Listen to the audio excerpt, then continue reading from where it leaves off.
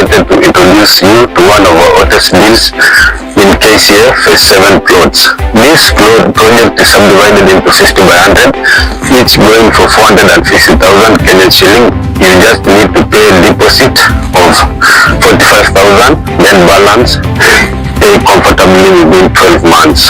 All these plots come with ready individual title deeds, give you full ownership security. And as you see, this area is well developed. We have all social amenities on site. We have electricity already on site. We have water, and just 800 meters from here we have the SGR Capital Station. And not to forget the major growth of development of this area, which is the KCA University. It's located just 2 kilometers from here. That means your investment will appreciate faster than ever. Don't wait too long to invest. Book a site visit with us today. We are located in Kitengela, Mugai, Efrata Building, 2nd floor. Good day, champions of smart investments. Wekeza is here, and today I'm excited to introduce you to one of our hottest deals in KCA Phase 7 plots. This plot project is subdivided into 50 by 100, each going for 450,000 Kenyan shilling. You just need to pay a deposit of 45,000, then balance pay comfortably within 12 months. All these plots come with ready individual title deeds, give you full ownership security. And as you see, this area is well developed. We have all social amenities on site. We have electricity already on site. We have water, and just 800 meters from here we have the SGR Capital Station. And not to forget the major growth of development of this area, which is the KCA University. It's located just 2 kilometers from here. That means your investment will appreciate faster than ever. Don't wait too long to invest. Book a site visit with us today. We are located in Kitengela, Mugai, Efrata Building, 2nd floor. Lord Enterprises welcomes you to KCA Phase 7, located 15 kilometers off the Namanga Highway and 2.5 kilometers from the KCA Ogonyo project. Our 50 by 100 plots go for 450,000 shillings. We have flexible pay terms in which you can pay a 10% deposit and clear the balance in 12 months, or you can pay cash and you can get a 20,000 discount. All our plots have ready title deeds. We are located at the Efrata Building in Mugai, 2nd floor. You can come visitors. We also do daily site visit at 10 a.m. and 2 p.m. We are located in Kitengela, Mugai Estate, Efrata Building, 2nd floor. Welcome to New Enterprises Limited, partition for your property. Hello, dear investors. How are you today? This is New Enterprises Limited.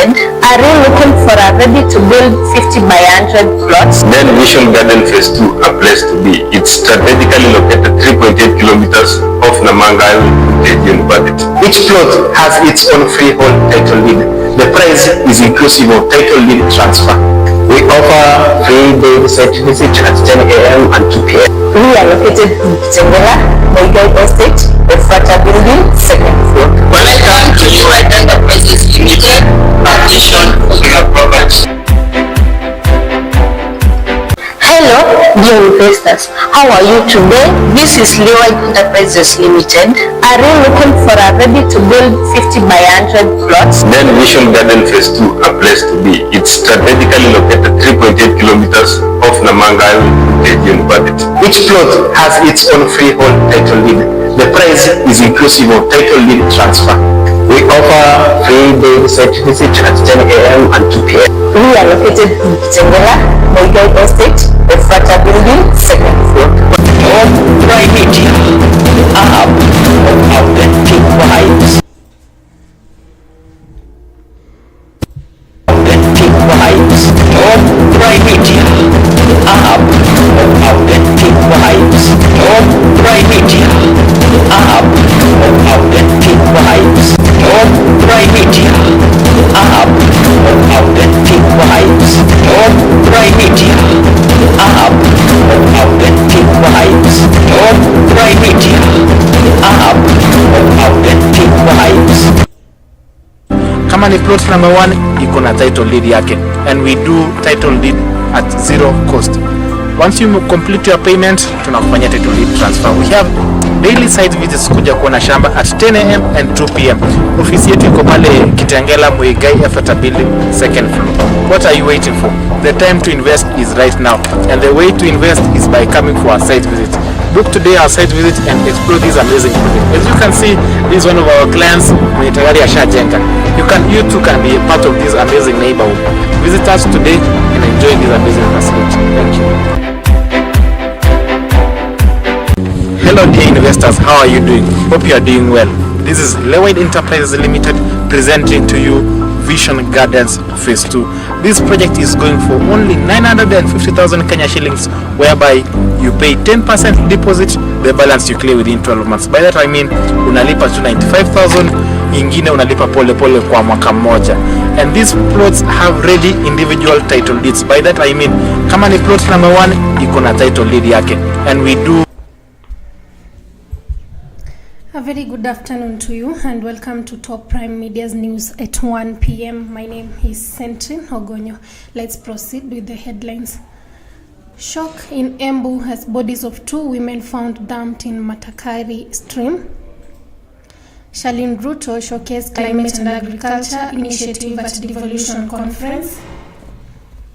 Mudavadi urges Malava voters to elect trustworthy leaders and calls for peaceful by-election.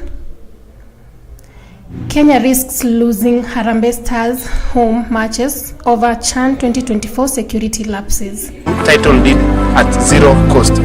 Once you complete your payment, tunakufanyia title deed transfer. We have daily site visits kuja kuona shamba at 10 am and 2 pm. Ofisi yetu iko pale Kitengela Muigai After Building, second floor. What are you waiting for? The time to invest is right now, and the way to invest is by coming for our site visit. Book today our site visit and explore this amazing project. As you can see, this is one of our clients mwenye tayari ashajenga. You too can be a part of this amazing neighborhood. Visit us today and enjoy this amazing facility.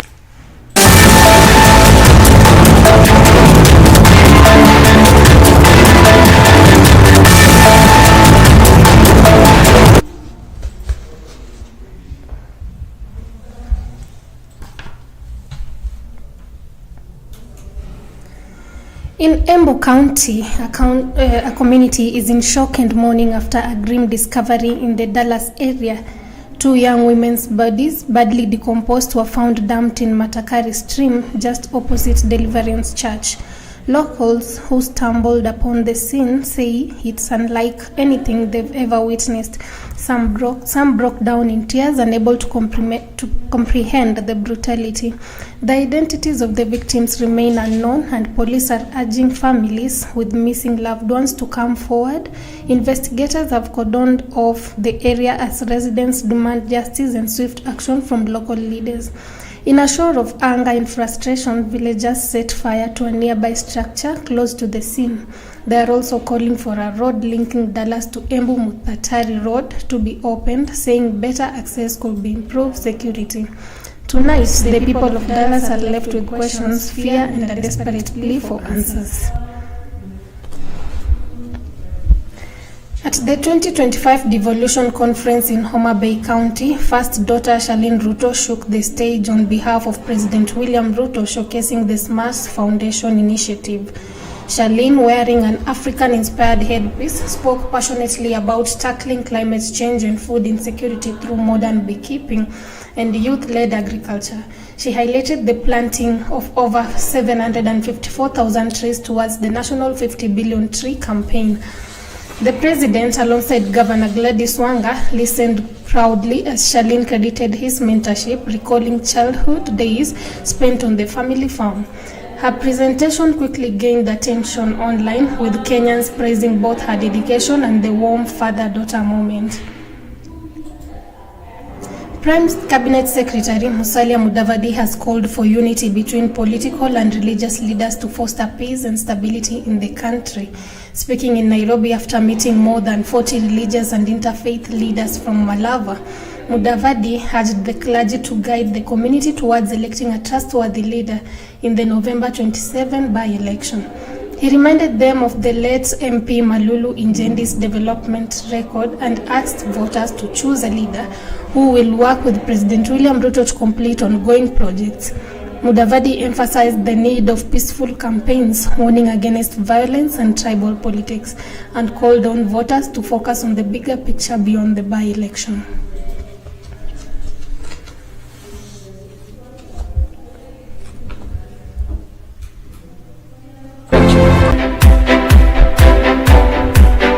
Hello dear investors, how are you doing? Hope you are doing well. This is Lewide Enterprises Limited presenting to you Vision Gardens Phase 2. This project is going for only 950,000 Kenya shillings, whereby you pay 10% deposit, the balance you clear within 12 months. By that I mean unalipa 295,000, ingine unalipa pole pole kwa mwaka mmoja. And these plots have ready individual title deeds. By that I mean kama ni plot number 1 iko na title deed yake, and we do title deed at zero cost. Once you complete your payment, tunakufanyia title deed transfer. We have daily site visits kuja kuona shamba at 10 am and 2 pm. Ofisi yetu iko pale Kitengela Muigai After Building, second floor. What are you waiting for? The time to invest is right now, and the way to invest is by coming for our site visit. Book today our site visit and explore this amazing project. As you can see, this is one of our clients mwenye tayari ashajenga. You too can be a part of this amazing neighborhood. Visit us today and enjoy this amazing facility. Thank you. Hello dear investors, how are you doing? Hope you are doing well. This is Lewide Enterprises Limited presenting to you Vision Gardens Phase 2. This project is going for only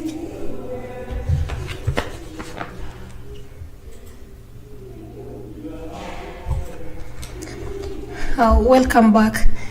And in our sports news today, Kenya has until October to pay over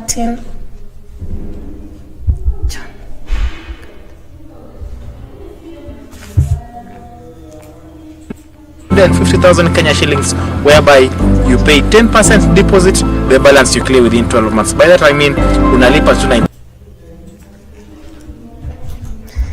Welcome back to our sports news.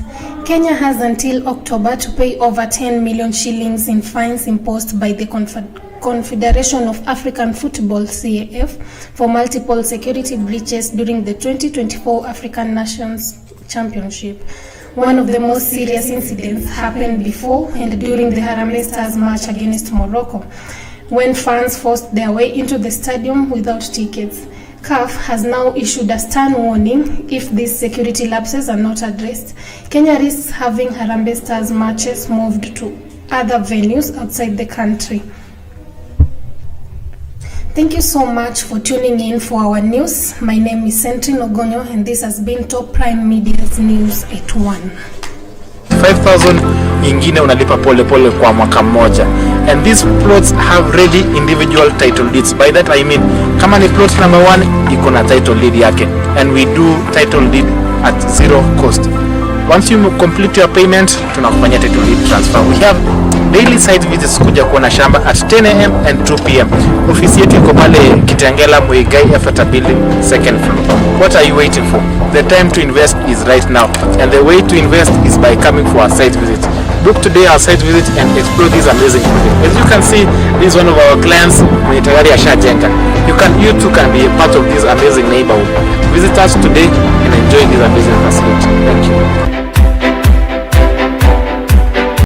Hello dear investors, how are you doing? Hope you are doing well. This is Lewide Enterprises Limited presenting to you Vision Gardens Phase 2. This project is going for only 950,000 Kenya shillings, whereby you pay 10% deposit, the balance you clear within 12 months. By that I mean unalipa 295,000, ingine unalipa pole pole kwa mwaka mmoja. And these plots have ready individual title deeds. By that I mean kama ni plot number 1 iko na title deed yake, and we do title deed at zero cost. Once you complete your payment, tunakufanyia title deed transfer. We have daily site visits kuja kuona shamba at 10 am and 2 pm. Ofisi yetu iko pale Kitengela Muigai After Building, second floor. What are you waiting for? The time to invest is right now, and the way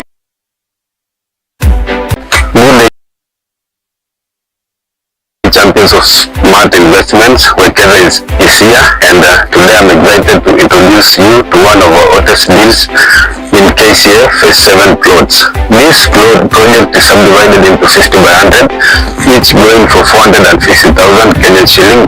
You just need to pay a deposit of of 45,000, then balance comfortably within 12 months.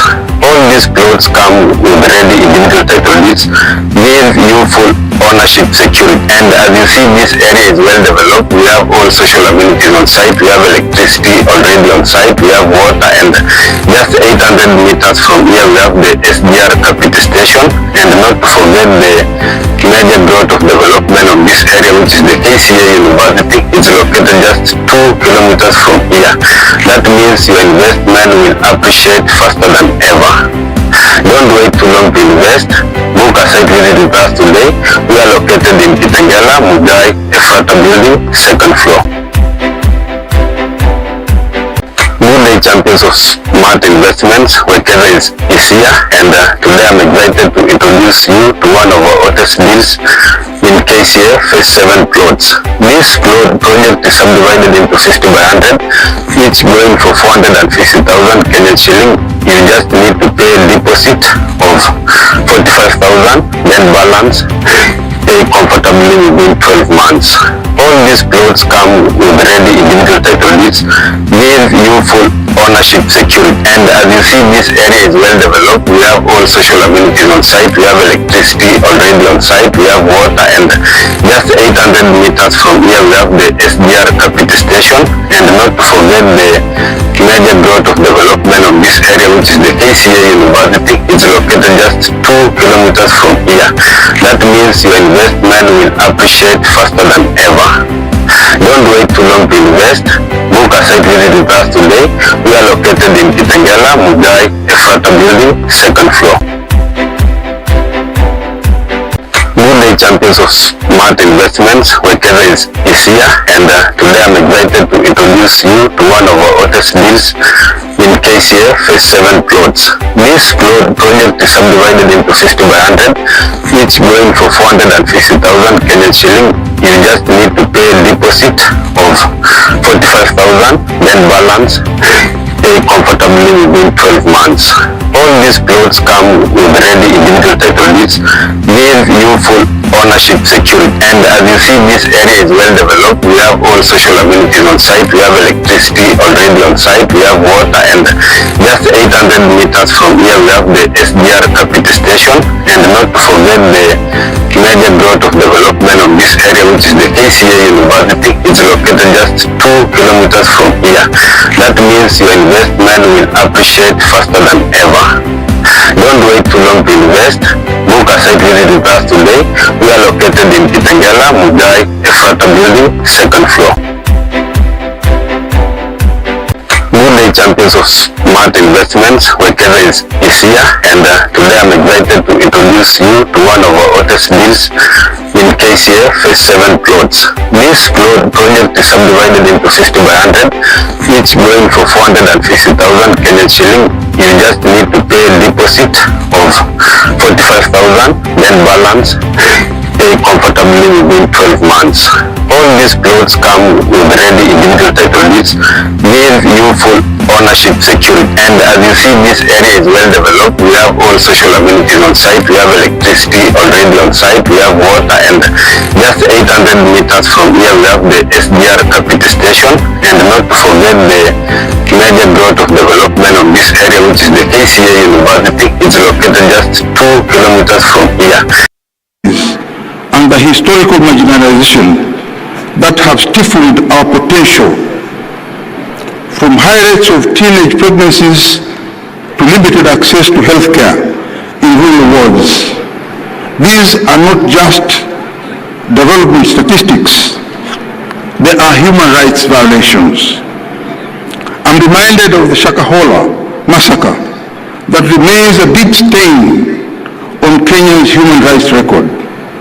A horrific reminder of what happens when the most basic rights are ignored. It must not be seen as an isolated incident, but as a warning sign of deeper structural and governance gaps.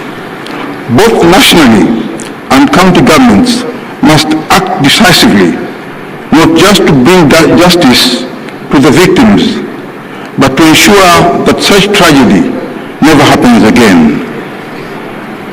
subnational governments must also integrate human rights-based approaches to planning, budgeting, and service delivery. That means involving wananchi in decisions that affect them. It means accountability not just upwards to national and county governments, but outward to the people we serve. We cannot go backwards on the aspects of devolution. And whereas I appreciate the stride made by the national government in releasing funds to the counties, delayed disbursements of funds is still a major challenge. And the persistent wrangles between the Senate and the National Assembly only worsens this concern. For devolution to work, we must stop the tug of war played in Parliament and work together for the greater good of the counties. That said, the governors need to be accountable and ensure that each and every monies that the senators fight for is for the benefit of the devolved functions, and it includes health, agriculture, water, and other essential services. 12 years since its inception,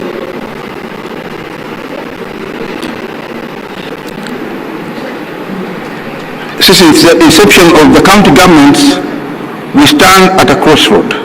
A moment not just to reflect, but to re-engineer and take stock of the gains and challenges of devolution. I'm truly delighted that the Right Honorable Prime Minister, Baba Raila Amolo Odinga,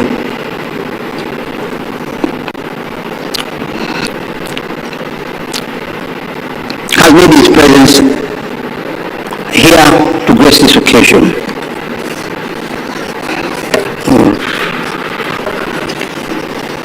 Finally, I would like to conclude.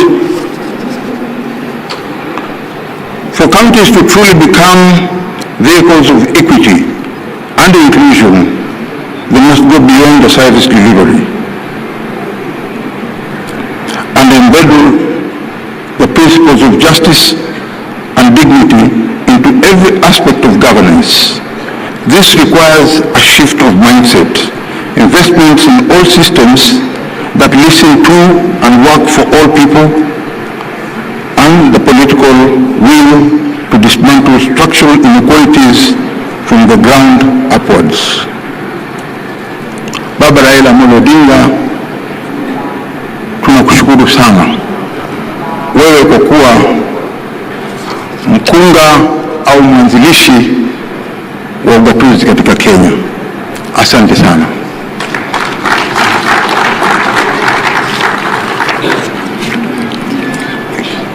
Let's appreciate Minority Leader in the Senate. Asante sana. The next would be remarks by the Senate Majority Leader, Senator Aaron Cheriot, and the remarks will be made on his behalf by Senator Professor Margaret Kamar. Let's appreciate Professor Kamar as she comes and delivers this remarks on behalf of the Majority Leader, Senator Aaron Cheriot. Karibu, Professor.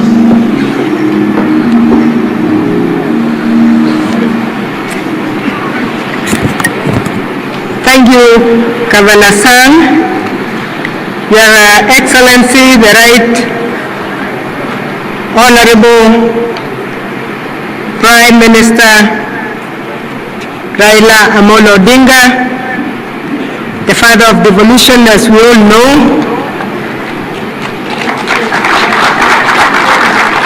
the chairperson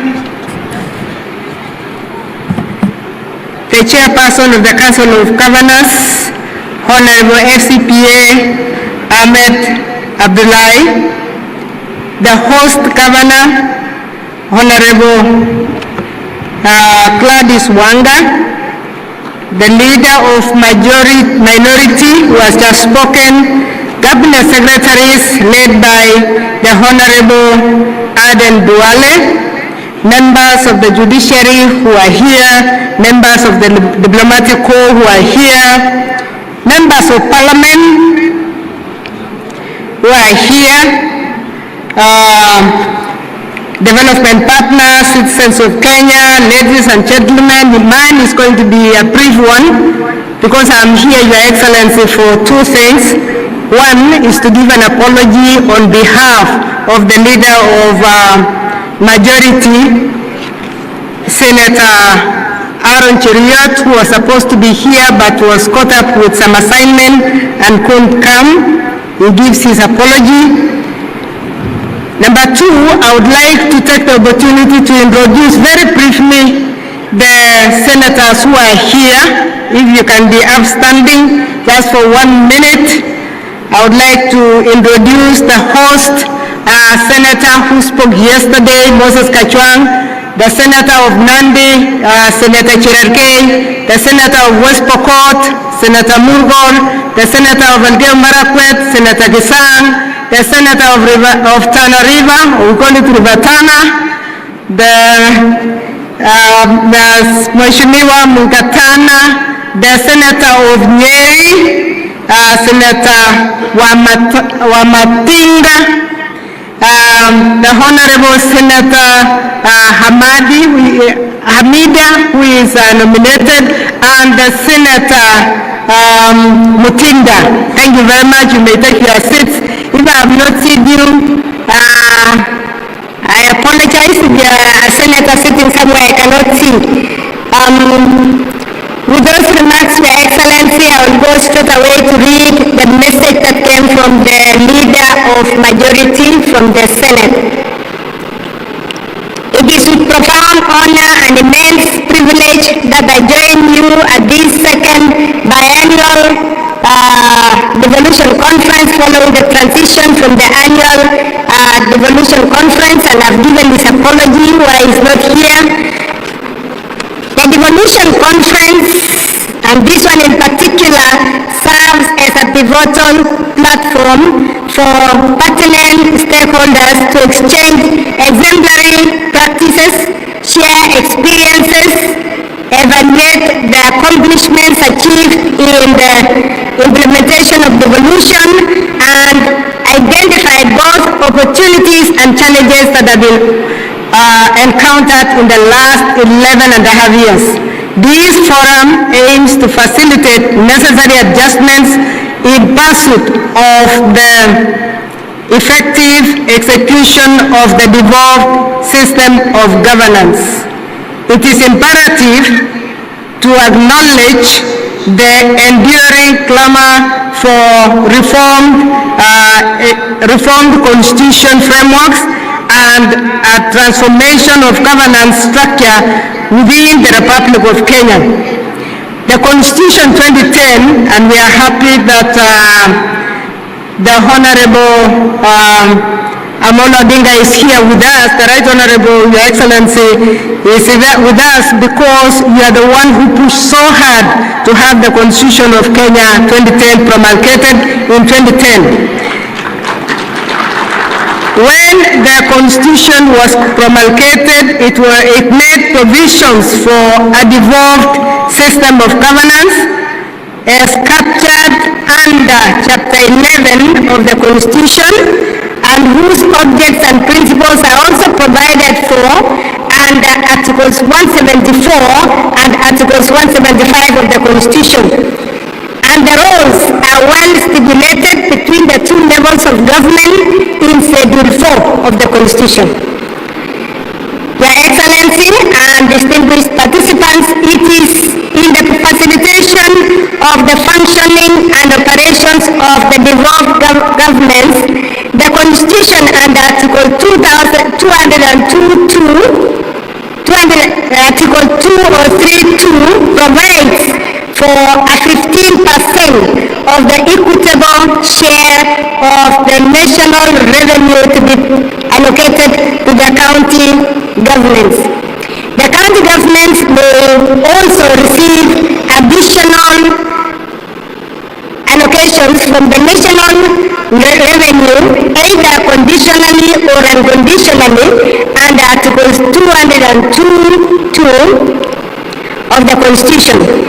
Resources are also provided under Article 204(2) through the Equalization Fund to provide basic services including water, roads, health facilities, and electricity to marginalized areas to achieve the same level of development as other parts of the country in the principle of equity.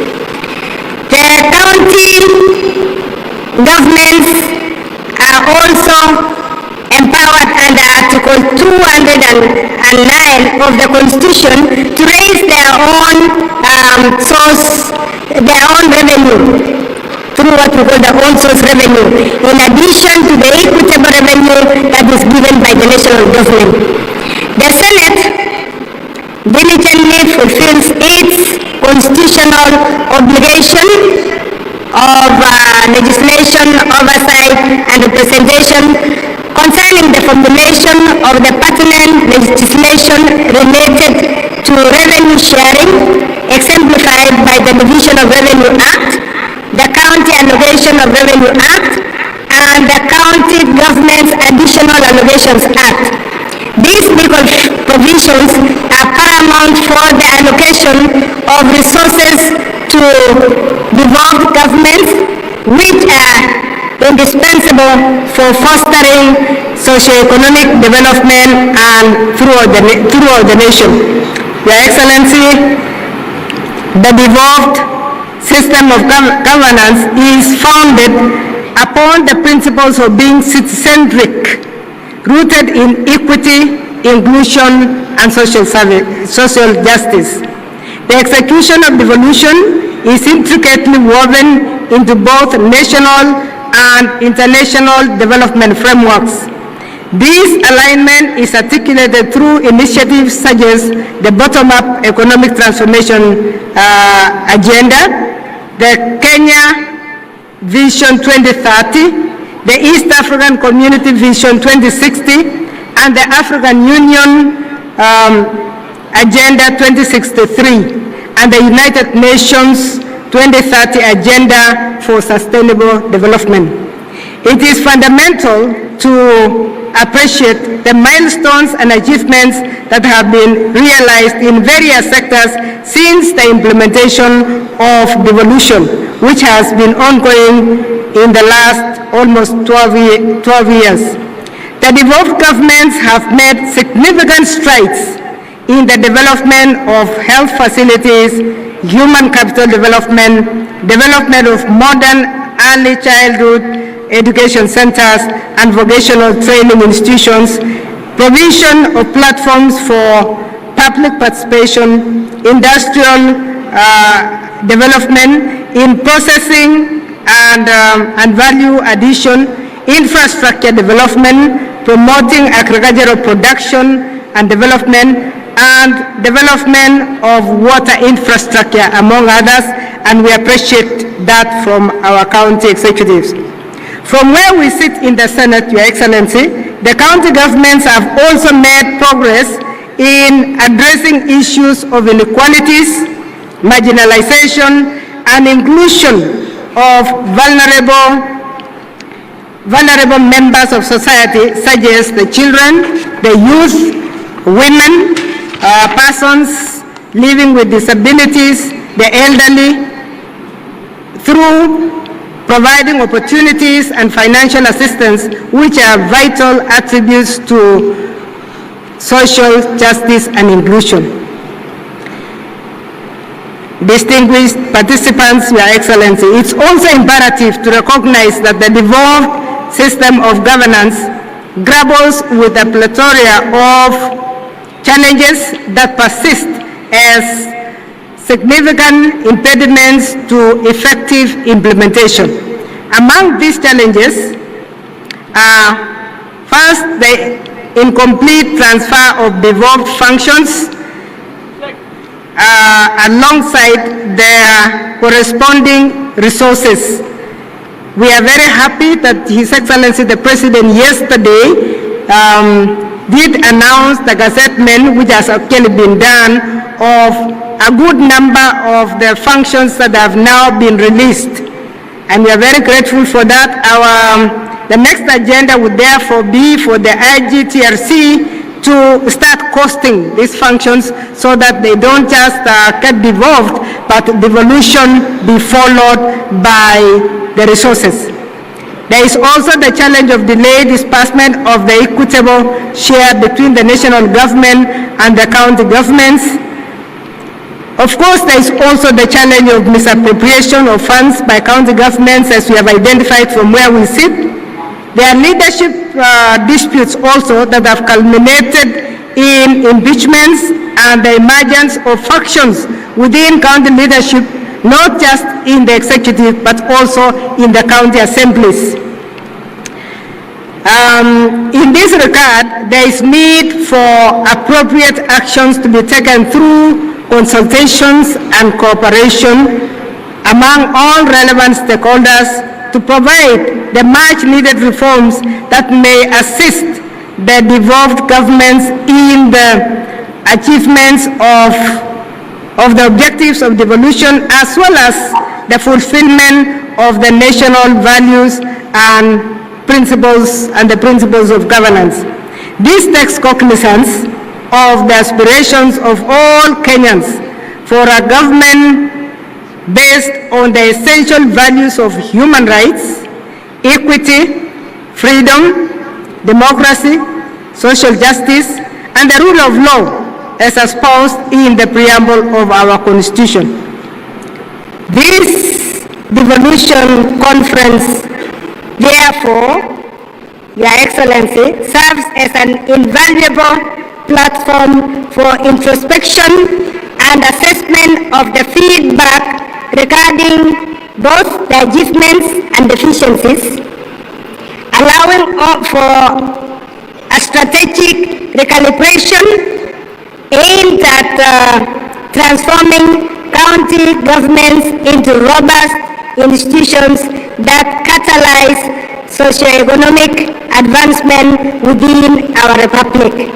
With those remarks, Your Excellency, I want to thank you and thank all the participants for listening to this message from the Senate.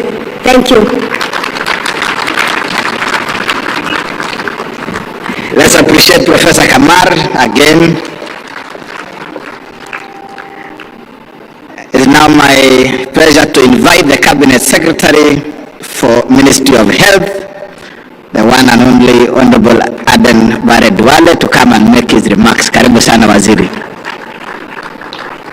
Let's appreciate Waziri as he comes to make his remarks. Karibu.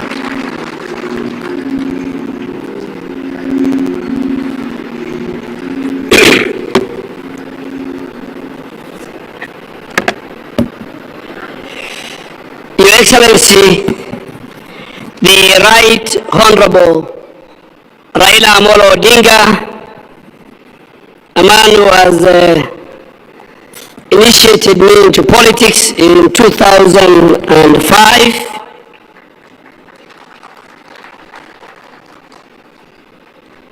Your Excellency, the Governor of Homa Bay, Honorable Gladys Wanga, one of my very, very good legislator when I was the leader of majority, the chair of the Council of Governors, Excellencies Governors, Deputy Governors, colleagues from both the Senate and the National Assembly, colleagues from both levels of government, our development partners, Honorable Excellency, former Prime Minister, as we come to the day 2 of the devolution conference, let me first extend my heartful appreciation to Homa Bay County for its warm hospitality, and also to the Right Honorable Raila Odinga for his enduring leadership in advancing equity and justice. The theme for the people, for posterity, devolution as a catalyst for equity, inclusion, and social justice, reflects devolution as our constitutional and moral compass. It reaffirms our past 2 days as a powerful driver of an inclusive prosperity, tangible equity, and effective governance. Social justice, Honorable Prime Minister, demands that every Kenyan has an equitable access to opportunities.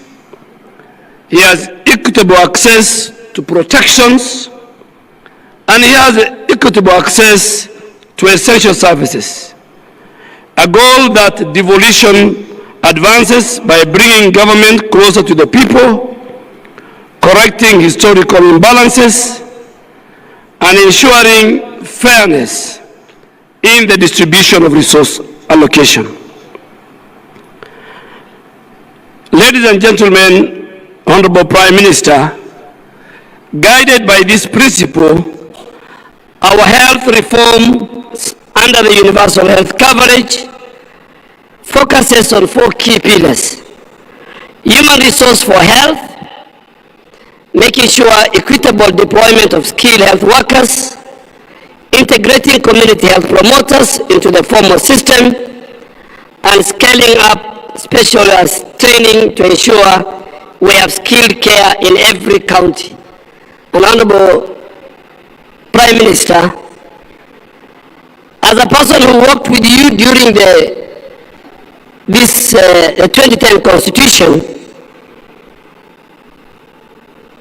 I am still and will always believe that devolution was right, devolution has done the best, and the days when decisions were made for our country from the street of Harambee House or Harambee Street, where you have one side the office of the President, and the other side you have the National Treasury and all other related offices, including the Judiciary, the Public Service Commission, the Office of the Attorney General, Parliament. I think that is what made us go for devolution. So I still and believe, and that's why I want to confirm that I am one minister who has a very good working relationship, and I want to thank the leadership of the Council of Governors, the CECs for health, and the entire health team at the counties, that because of my belief in devolution and health is devolved, I work with the Council of Governors and the entire leadership at our counties very well. On health financing, restructuring through social health insurance with the dedicated funds for primary health care, chronic illness and emergencies, while we are leveraging on public-private partnership to expand our physical space. These health reforms are already delivering tangible gains, reducing maternal mortality, expanding our ICU and HDU capacity along our counties and our referral hospitals, improving our immunization coverage, and enhancing access to oncology, dialysis, and other specialized services. However, challenges remain, including limited physical space, health workforce gaps, emerging health threats, and inequities in access. But these are addressed through devolution, innovation sharing, and collaboration and partnership across our counties. Honorable former Prime Minister and Excellencies Governors, ultimately, social justice in healthcare demands quality care that is accessible, affordable, and dignity. And from Homa Bay to Turkana, Mandera and Nairobi, it's for this reason that the ministry's reforms and the spirit of devolution reinforces and amplifies each other. Our work is about the people, their dignity, their opportunities, and their future. We have both the responsibility and the means to make social justice a lived reality through a well-governed, well-resourced, people-centered health system. Your Excellency, the Prime Minister, before I conclude, I want to make a confession. Because there are many people here who say the former Prime Minister is the father of devolution. Maybe they have read in the newspapers, maybe they heard through the TV, but I was there on the table when you fought for devolution as a member of parliament for Langata and as a Prime Minister. You fought for devolution in Naivasha, in the morning and in the wee hours of the night, navigating the political turmoil of that time. You fought for three things among many things. Three were irreducible minimum for you, because I was a member of ODM, and I'm happy Senator of Siaya and my long-term lawyer who defended me in many petitions, election petitions, is sitting here. And also, the man who first signed my nomination certificate to go to Parliament, Professor Anyang' Nyong'o, is sitting here.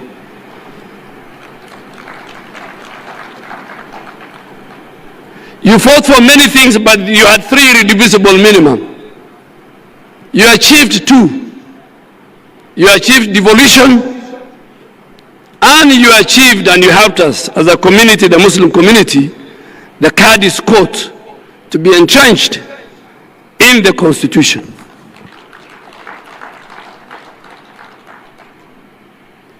And I can tell you without fear of contradiction that when history is written, the Muslim community in our country will remember your position.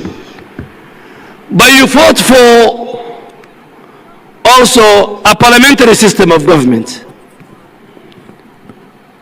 Kenyans fight every election because of bombers. You wanted to devolve the presidential election through a parliamentary system of government, where one day a son in Turkana or from Kuria will ascend and become the Prime Minister of Kenya. That did not happen. It didn't happen, but at least in everything that you look for, you don't get 100%. We got a good constitution with a very good Bill of Rights. Devolution was key. And just to pick on the region where I come from a Prime Minister, before devolution, the three districts of Northeastern, and the three, which are now the three counties of Garissa, Wajir, and Mandera, used to receive a paltry 1 billion shilling in one financial year for development. Today, because of devolution, Garissa, Wajir, Mandera combined receives close to 30 billion. That is because of what you did as our leader then and our leader now, that you fought for the Bill of Rights that we have today.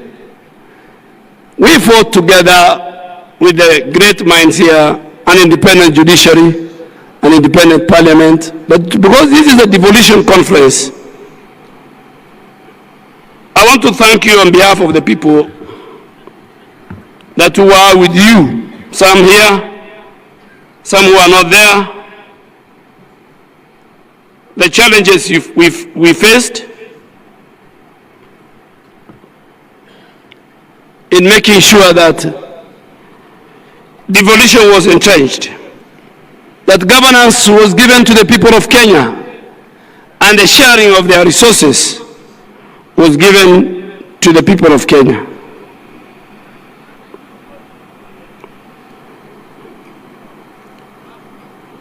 And that is why, again, you have remained consistent and fidelity to devolution.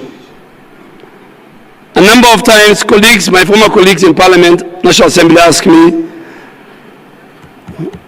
why is the former Prime Minister sometimes hard on us when it comes to the Senate? And I want to say it here. The Senate is the custodian of devolution. The former Prime Minister made his time with Professor Nyang Nyong and many people who also became senators. But today, the custodian of devolution is Senate. That is the institution created by the Constitution. And just to conclude, no community, devolution was to make sure every Kenyan, regardless of his community, religion, and his location, are equal before the Constitution and before God. And that is why we want to say, if you want to aspire to be a leader in the Republic of Kenya, you must have certain credentials. You must be ready to speak for the El Molos on the shores of Lake Turkana. You must speak for all religions, and you must speak for all communities. And you must speak for Kenya. You can speak for your community, you can speak for your religion, and you can speak for your region. Kenya is one indivisible nation with one flag, one map, a member of the East African community. And in conclusion, on behalf of the Ministry of Health, I reaffirm our belief together we can ensure devolution truly delivers for the people, for posterity, and for justice. Thank you, God bless you, and God bless the Republic of Kenya. Another round of applause for Waziri. It's now my honor to invite our gracious host, the Governor for Homa Bay, Her Excellency Gladys Wanga, to make her remarks, and in turn invite the Chair of COG. Karibu sana. Asante sana, Governor Sang. Our chief guest today, the Right Honorable the Right Honorable Prime Minister Raila Amolo Odinga, the Chair of the Council of Governors, His Excellency FCPA Ahmed Abdullahi, fellow governors who are present today, the Cabinet Secretary of the Ministry of Health, Minority Leader of the Senate, and members of Parliament present, members of the National Assembly present here today, Deputy Governors, led by my own Deputy Governor, who I want to recognize, Yugi Magwanga. Thank you very much. Members of county assemblies and their speakers, led by our speaker there, Polika Pokombo, and the majority leader, Richard Ogindo. Thank you very much. County Executive Committee members, led by the County Executive Committee members of Homa Bay. If you're anywhere, please rise for recognition.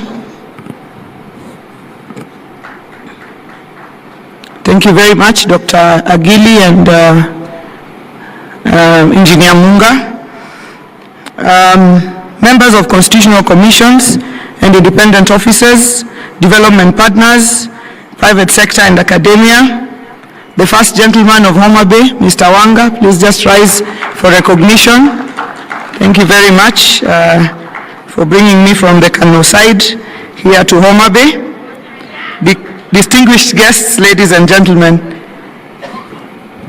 Right Honorable Prime Minister, Your Excellency, with your permission, I would like to introduce the local leaders who are present here today, because we are hosting this not just as a county government, but together with our national leaders and members of the County Assembly, and as a region as well. So the local leaders present, please rise for recognition. our local MPs.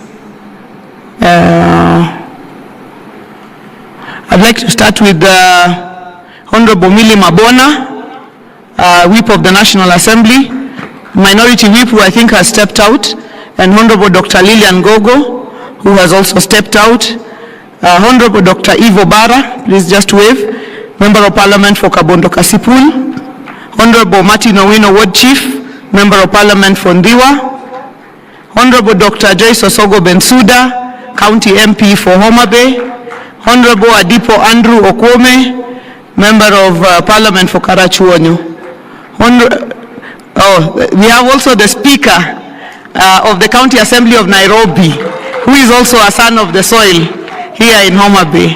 Thank you for rising. Honorable Peter Pondokaluma, our host, Member of Parliament for Homa Bay Town Constituency.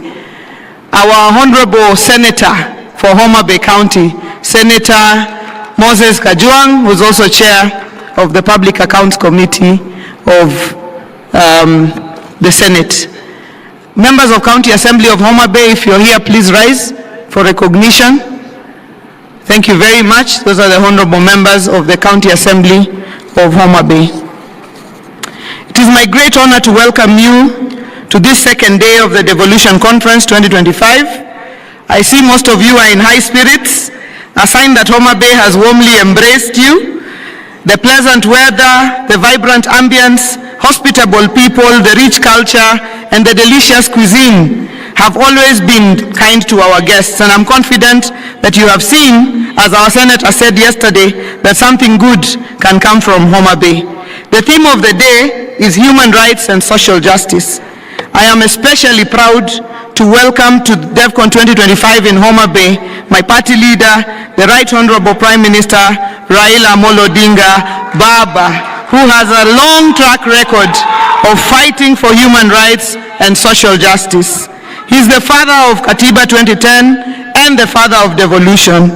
His steadfast support and championship of devolution, sometimes even remaining alone in that fight, instills immense confidence in us. It feels as though we are in safe hands, ready to share first-hand accounts of our progress and challenges in his presence. With Baba, we share in the belief that counties should be given more funding. Simply put, funds must follow devolved functions. Upon devolving the functions of health, agriculture, roads, and water, we ought to have seen serious restructuring in line ministries to release funds to devolved units. The sub-theme for Devolution Conference 2025, Reengineering County Governments to Accelerate Development and Close the Socioeconomic Divide, demands a bold examination of devolution successes and setbacks after 13 years. Many inspiring stories of devolution's impact have been shared across the 47 counties. I want to share on our Homa Bay's achievements on county functions and impactful devolution stories with our successful programs. Let me start with a story I love to repeat in Homa Bay, that we are the bay of endless potential, but with limited resources. The vision is an elephant, Kaliech, with resources like a rabbit, Apuoyo. In education, in the last 10 years since devolution, from 2013 to 2022, we had constructed 23 I-classrooms. In the last 2.5 years, we have been able to build 243 early years classrooms under the Ondoa Kaunda initiative, ensuring that our young children learn in dignified facilities. The hallmark of this initiative is a labor-based approach, giving each of our eye centers 1 million shillings for construction by the local community. Our Fins to Swim scholarship supports 623 bright but needy students, about 40% of whom are girls, through secondary school up to university. The Fundi Mangula program has enrolled 600 youth who have graduated and another 600.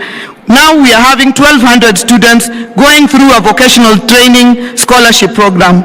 We partner with KCB in this program under the KCB to Jiajiri. Some of our Fundi Mangula beneficiaries have been involved in development of projects like the Ondoa Kaunda and the Affordable Housing Project. Our bursary program supports over 20,000 beneficiaries every year. 800 from each of the 40 wards identified through the village cluster public participation framework.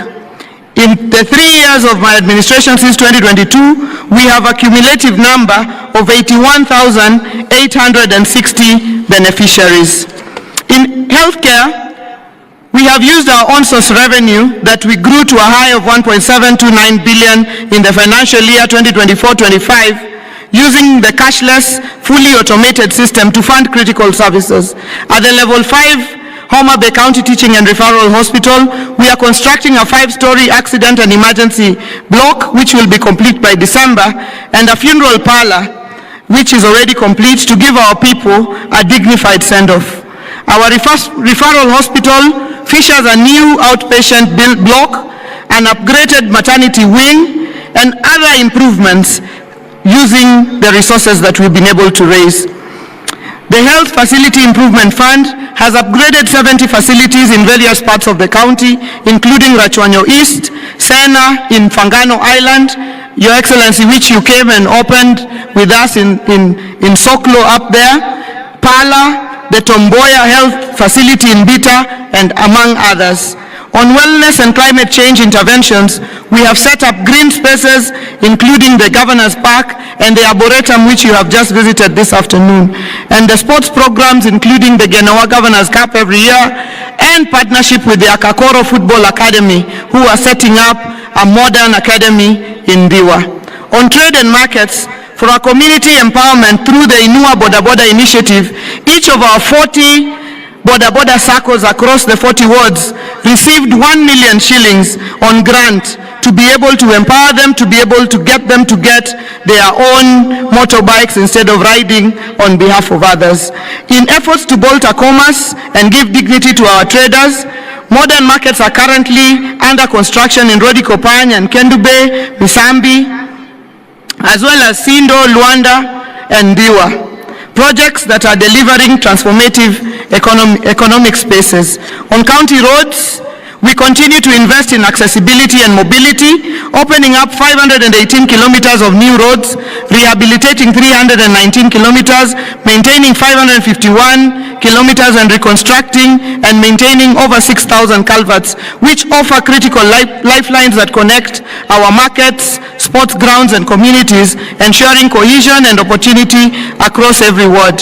In agriculture, we have transformed Homa Bay into an agricultural producer county. We have harnessed our agricultural potential with projects and investments, and the results are promising. We lead in national production of several value chains.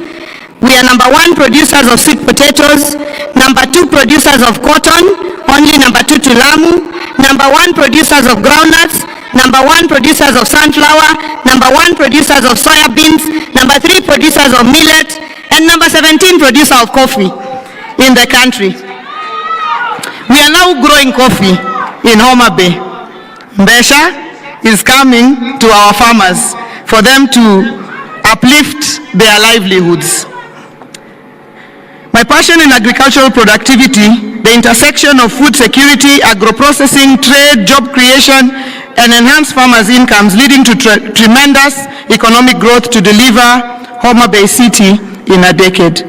Full devolution with attendant funding will give good national economic outcomes in the 47 counties. In the next national planning cycle, like Vision 2030, devolution should be a key pillar. We commend the current administration for allocating 415 billion to counties, although, Your Excellency, you had said we should get to at least 450 billion, and the council had said at least 530 billion. So we are at 415, and we appreciate, but we hope that we can get to even higher amounts. Your Excellency, to promote inclusion, 2 days ahead of the devolution conference, we ran a hackathon competition which brought young people from all 47 counties, and they were called ethical hackers. They were coding, and the title of that was Hacking 48 Governments in 48 Hours. We saw impressive solutions on effective public participation, health diagnostics, and managing road accidents through monitoring speed. In technology, we will involve the youth and get their innovation on board. As I conclude, Your Excellency, Prime Minister, allow me to once again really thank my colleague governors, led by the Chair of the Council of Governors, for accepting that Homa Bay would be the host of this year's devolution conference. It looked like a pipe dream when we began to discuss it with Senator Kajwang when we were just elected. But we are very, very glad that colleague governors accepted that this small county, sometimes considered on the very far end of the world, be able to host this conference. I'd like to thank the chair of the steering committee, Governor Mutahi Kahiga, who has made several trips to Homa Bay in the process of planning. I'd like to thank the COG Secretariat team, led by the CEO, Madam Mary Mwiti, and the entire secretariat. They have made trips here, they have spent sleepless nights. I know that seeing that this conference has become such a huge success gives you great satisfaction. I'd also like to thank very much my team, the county team that worked together with the COG team to deliver on this conference. Finally, I look forward to hosting you tonight to a sumptuous dinner at the Governor's Park.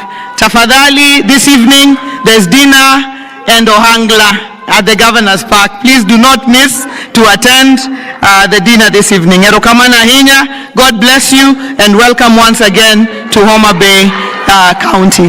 Let me take this opportunity to welcome to the stage the indomitable chair of the Council of Governors, the Governor of Wajir County, the land of camels, Governor FCPA Ahmed Abdullahi. Tafadhali tumpigie makofi our chairman as he comes to deliver his address.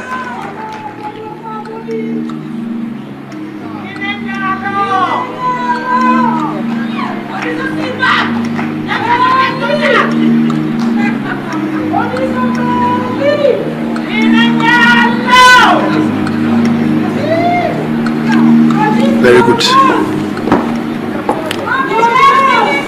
Thank you very much, Your Excellency, Governor Gladys Wanga. Our chief guest for the day, the Right Honorable Raila Amolo Odinga, Prime Minister, Excellency Governors and Deputy Governors who are here,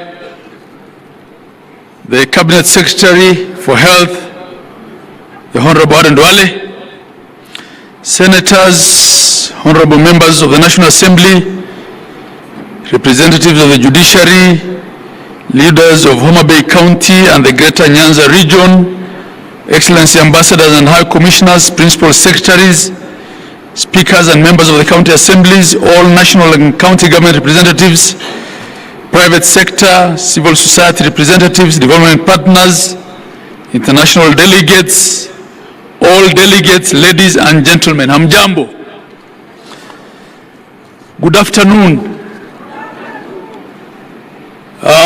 Your Excellency, the Right Honorable Prime Minister, let me take a few minutes, first of all, to introduce the governors who are here, who will not have an opportunity to come and say something at the podium. All Excellency Governors, please. We have the host Governor, Gladys Wanga.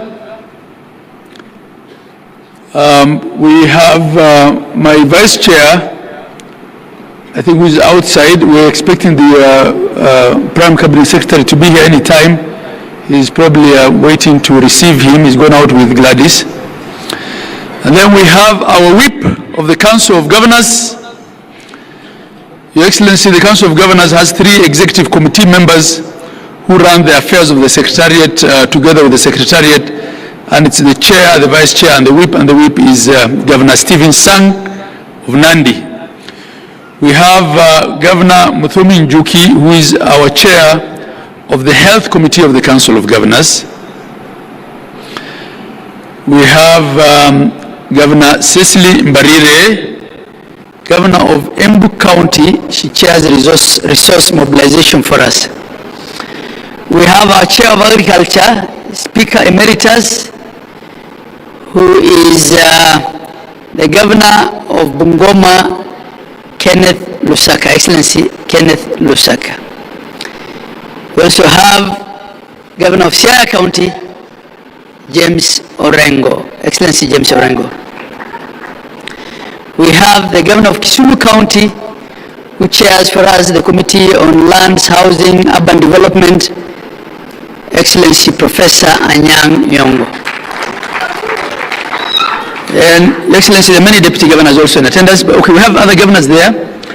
Governor Irungu Kangata of Muranga, Governor Simon Kachapin of West Pokot, Governor Dr. Wilbur Otichilo of Vihiga County, and Governor Professor Hilary Barchok of Bomet County. Thank you very much. Excellency, Right Honorable, there were other governors here, but some of them had to attend to other matters. The others? Your Excellency, I was only looking at this side. On that other side, we have Governor Julius Malombe, Governor of Kitui County. He's a returnee governor like me. There are 8 of us who served in the first cohort and were out and were re-elected. Your Excellency, I had a written speech here, but because we are all saying the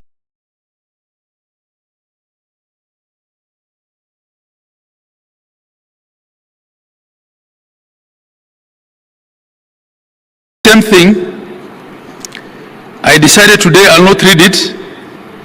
I'll just talk off the cuff, because the speech that people are waiting for is your speech.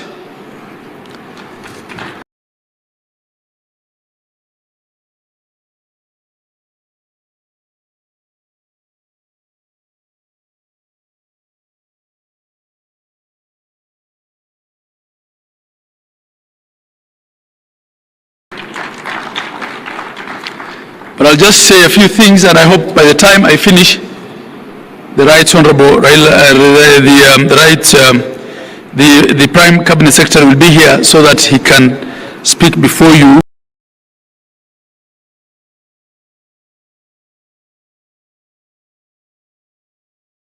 You are our chief guest for today, so we're also trying to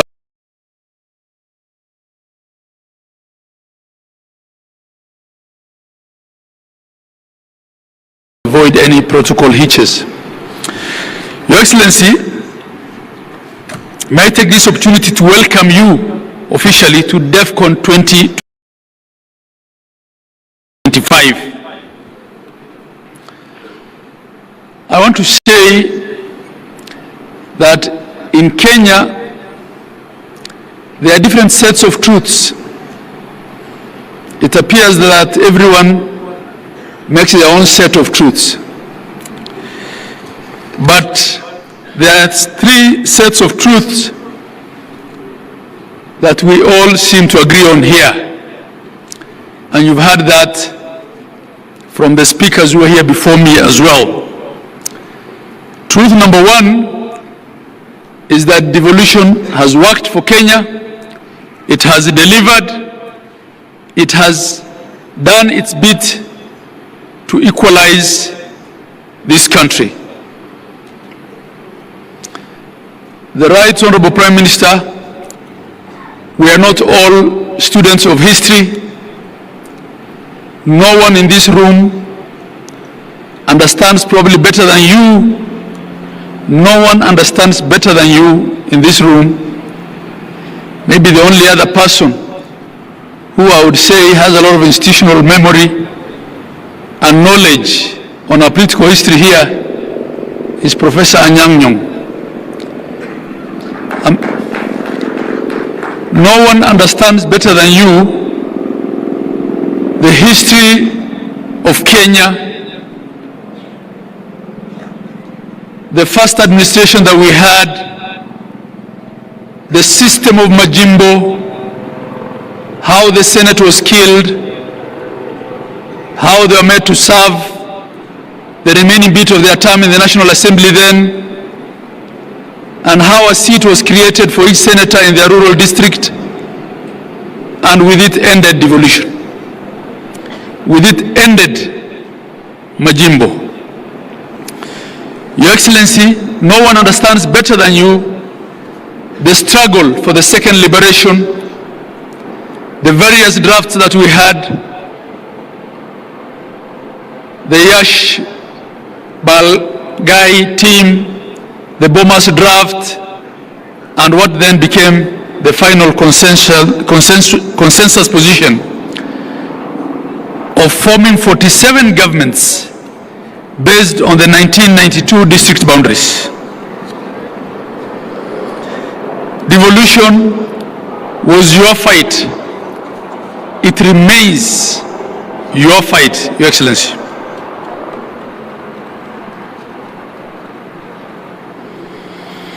I'll just speak to a few of the issues that we keep raising. Your Excellency, as Chair of Council, who is serving his second term, I have appreciated that yes, devolution has been accepted.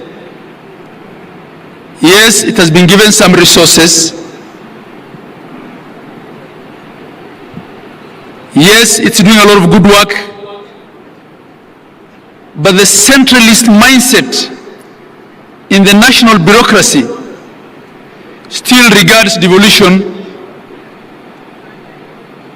as a spoiler of things. It's still the scapegoat.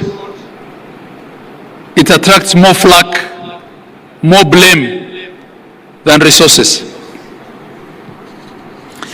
We still quarrel about the quantum of resources.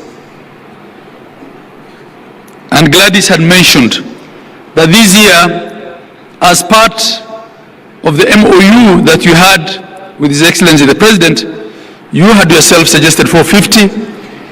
We probably got the highest increase in a long time at about 30 billion, but we're still at 415. We're still struggling with issues to do with timely releases and timely disbursements.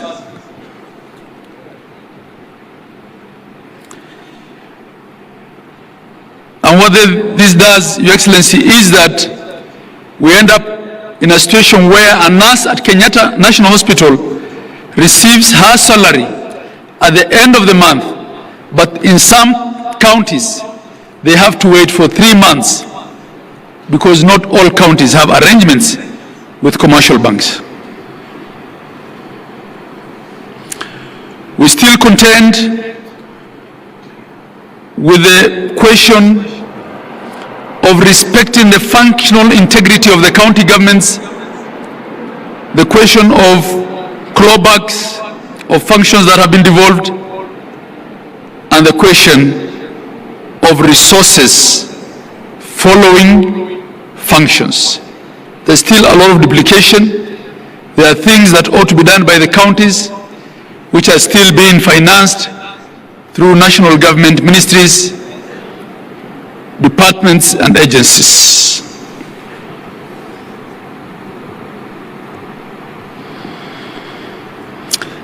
Your Excellency, counties have to still contend, and this is a matter that needs to be looked into, with a duplicity of oversight. Our understanding as governors was that the first level of oversight for the county governments was the county assemblies, and that governors will then be called to the Senate not as the first level of oversight, but to clarify certain things, probably audit reports, annual audit reports. And in fact, having served in the first cohort of governors, we only used to get invitations from the PIC-PAC committee then, but now it's become customary that governors have to be called by departmental committees of the Senate. Your Excellency, whilst to date, not a single MCA, not a single member of parliament has had to be recalled. We have had at least 4 governors impeached, and I think there have been as many as 7 or 8 attempts. I had it on my phone, I can't remember offhand. How many? Mary? 8 attempted impeachments, many of whom were salvaged at Senate. The question then begs, Your Excellency, is it only governors? Are Kenyans only electing the wrong governors?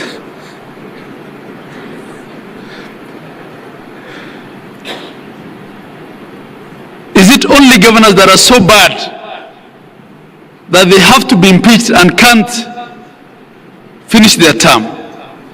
Of course, we have one instance of a deputy president that has been impeached. And up to date, I don't think we have a clear impeachment law for governors that sets the threshold. We're still relying on the constitutional provisions and the question of the County Governments Act. Your Excellency, the weaponization of the fight against corruption is another matter that we have to address openly. If you look at the annual budget, it's 10 to 13% of the annual budget that gets devolved, which means 87 to 90% of the budget is still sitting at the center. But this week, Your Excellency, the national media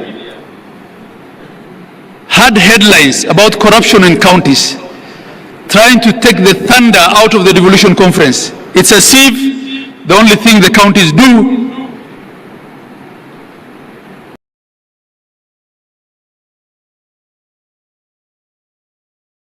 is corruption. It is not the case. May I also take this opportunity to welcome the Prime Cabinet Secretary.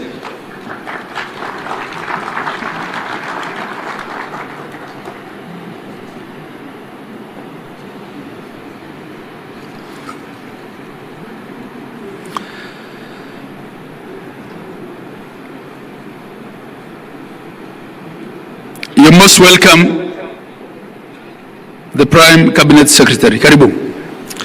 I was buying a little bit of time so that you can come in. Thank you. So, Your Excellency, I'll move much faster. So, I was talking about corruption. Yesterday, His Excellency the President, I think, in a very open and clear manner, spoke to the question of what I call non-executive corruption. Corruption in other arms of government. Your Excellency, as a Council of Governors, we feel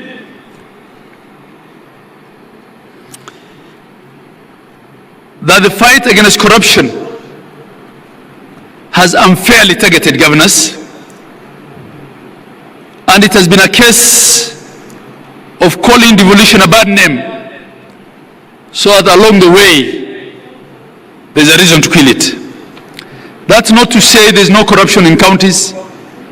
We have admitted as Kenyans that corruption pervades every aspect of our life. All we're saying is, let's fight all corruption. Your Excellency, I'm reminded that a lot of the governors who left office are in dire straits economically. would actually want to be told how many of the choppers at Wilson belong to governors or former governors. Some of our colleagues who left office cannot afford to buy fuel. Yesterday, we heard how there is an impending law to give pension to MCAs. MPs have pension. Why can't governors have pension? Why do we want to pride as a nation that our governors, some of whom have served 2 terms, don't even have, in fact, had it not been for SHA, probably, medical cover? Your Excellency, my colleague from Garissa usually says being a governor is like working in a landmine. You have to buy your peace at every level. I don't think that is what devolution was meant to be, Your Excellency. And I'm saying these things because, coming back to the truths, the second truth is that you are the father of devolution. And I feel comfortable saying these things in your presence because I know you can address them and address all of us effectively on them. And the last truth, Your Excellency, before I call the Prime Cabinet Prime Cabinet Secretary rather, is that you remain the underwriter of political stability in Kenya.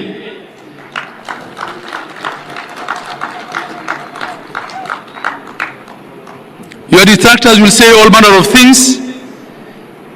The fact of the matter is that we almost lost this country as a result of the Gen Z protests and demonstrations, which turned into riots. You were magnanimous enough to allow members of your party to join government as ministers so that Kenya can be stable. Your Excellency, without Kenya being stable, a lot of these counties will be no more, because the architecture of our financial system here is that we depend largely on equitable share to provide services. So I want to ask you to continue being the father of devolution, the underwriter of devolution, and the stabilizer of the politics of Kenya. I thank you. And with that, Your Excellency, may I invite the Prime Cabinet Secretary to make his remarks before we invite you as our chief guest for today. That's how it has traditionally been. Prime Cabinet Secretary, please.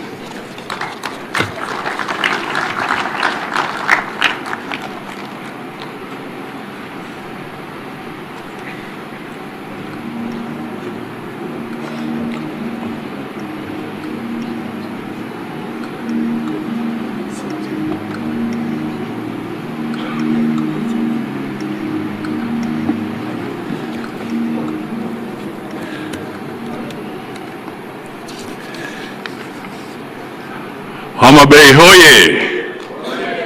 Homa Bay hoye! Umwami, the Right Honorable Prime Minister Raila Amolo Odinga, all governors present, cabinet secretaries present, all our legislators who are present, all MCAs in the hall, distinguished guests, ladies and gentlemen, I will try and just make some 2 or 3 points, and then I will hand over my written remarks to the Chair of the Council so that it can go into your library for further conversation at a later stage. So I'll completely reduce my remarks. But I just want to say that I'm happy. There's usually a phrase in English, they say, in the nick of time. I had seen the program and I was supposed to be scheduled to take the podium at about 4. But thanks to technology, because then I was able to realize that Umami Raila has arrived, and I had to adjust my engagements elsewhere so that I can be here with him. So, and of course, let me give accolades to Governor Gladys Wanga and her team in the county for putting together a very, very colorful and important function for governors and for the country. Your Excellency Raila, we are standing here because devolution, in a way, is the product of different factions of our political landscape coming together. You will recall that after 2007-2008 elections, the Honorable Raila Odinga and the late Mwai Kibaki brought together what we commonly call the Grand Coalition Government. In the Grand Coalition Government, I was assigned the role of being Deputy Prime Minister and also Minister for Local Government. And through the leadership and guidance of the Honorable Raila and the late Mwai Kibaki,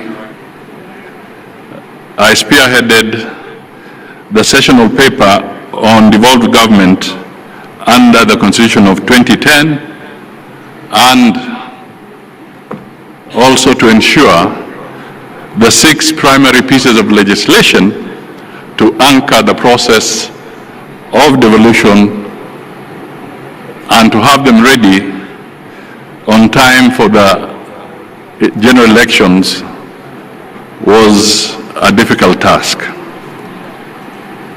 The Prime Minister was very clear then that we must deliver on ensuring that we get to the next general election with devolution properly anchored and ready to go. So we did that, and in that parliament, the sessional paper was approved, and attached to the sessional paper were 6 pieces of legislation, which today formed the basis and the foundation for the devolved system of government. So I want to confirm what the chair of the governors was just saying a few minutes ago, that it is not fiction, it is a fact that Raila was at the center of ensuring that devolution takes root.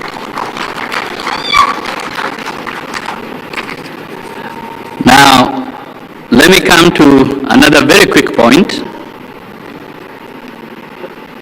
Maybe it has been said by previous speakers, but I normally wear my other hat once in a while to look at numbers. And in the past 11 years, we are now in the 12th. In terms of the consolidated figure of equitable share in revenue, county governments have received 3.6 trillion Kenya shillings, consolidated in the last 12 years. I will not go into the debate as to how you have utilized those resources. I think the best judges are the residents of your counties, and of course, the Auditor General, who from time to time is charged with the responsibility of scrutinizing how public resources have been utilized. Let me also highlight that through the media and previous contributors, there's been a lot of conversation around efficiency, proper utilization of resources, management of the payroll systems across the 47 countries, the effect of mismanagement to taxpayers. So I will not want to speak too much to that.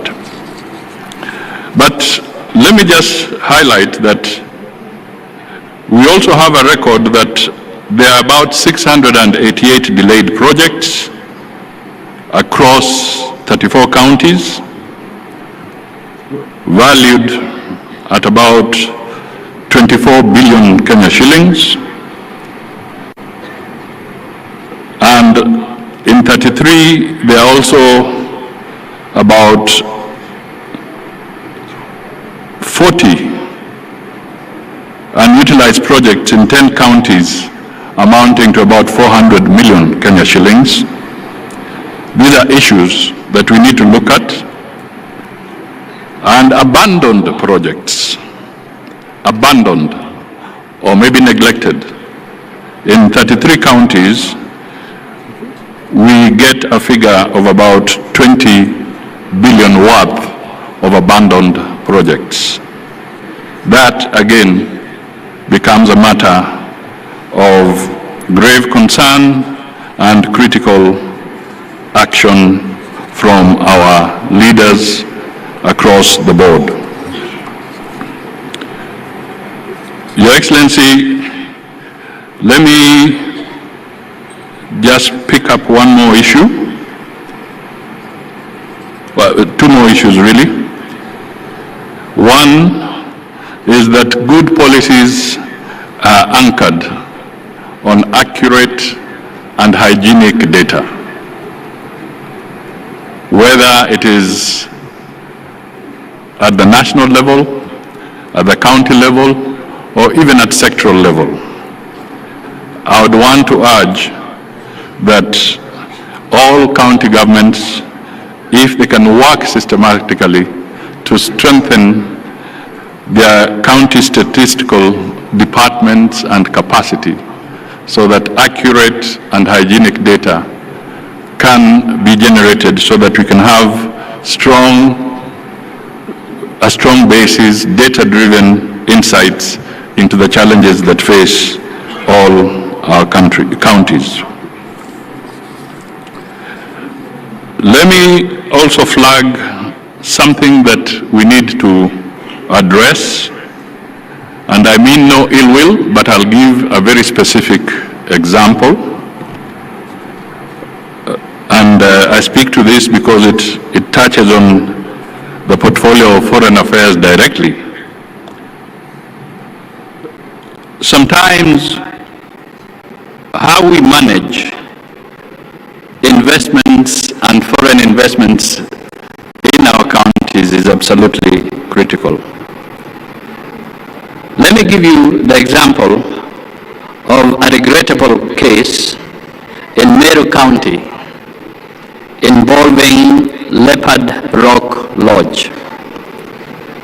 This was a luxury eco-tourism facility which was built by a French investor at a cost of 500 million shillings.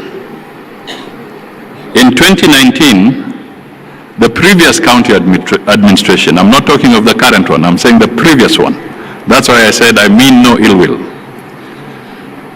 The previous county administration officials allegedly orchestrated forceful eviction of the investor, leading to the destruction of the lodge's infrastructure within Meru National Park. The investor, a French national, had legally leased the land and invested in this facility. But because of local politics, the damage was caused. This gentleman went to court. The courts ruled in favor of the investor, awarding compensation for breach of contract and unlawful eviction.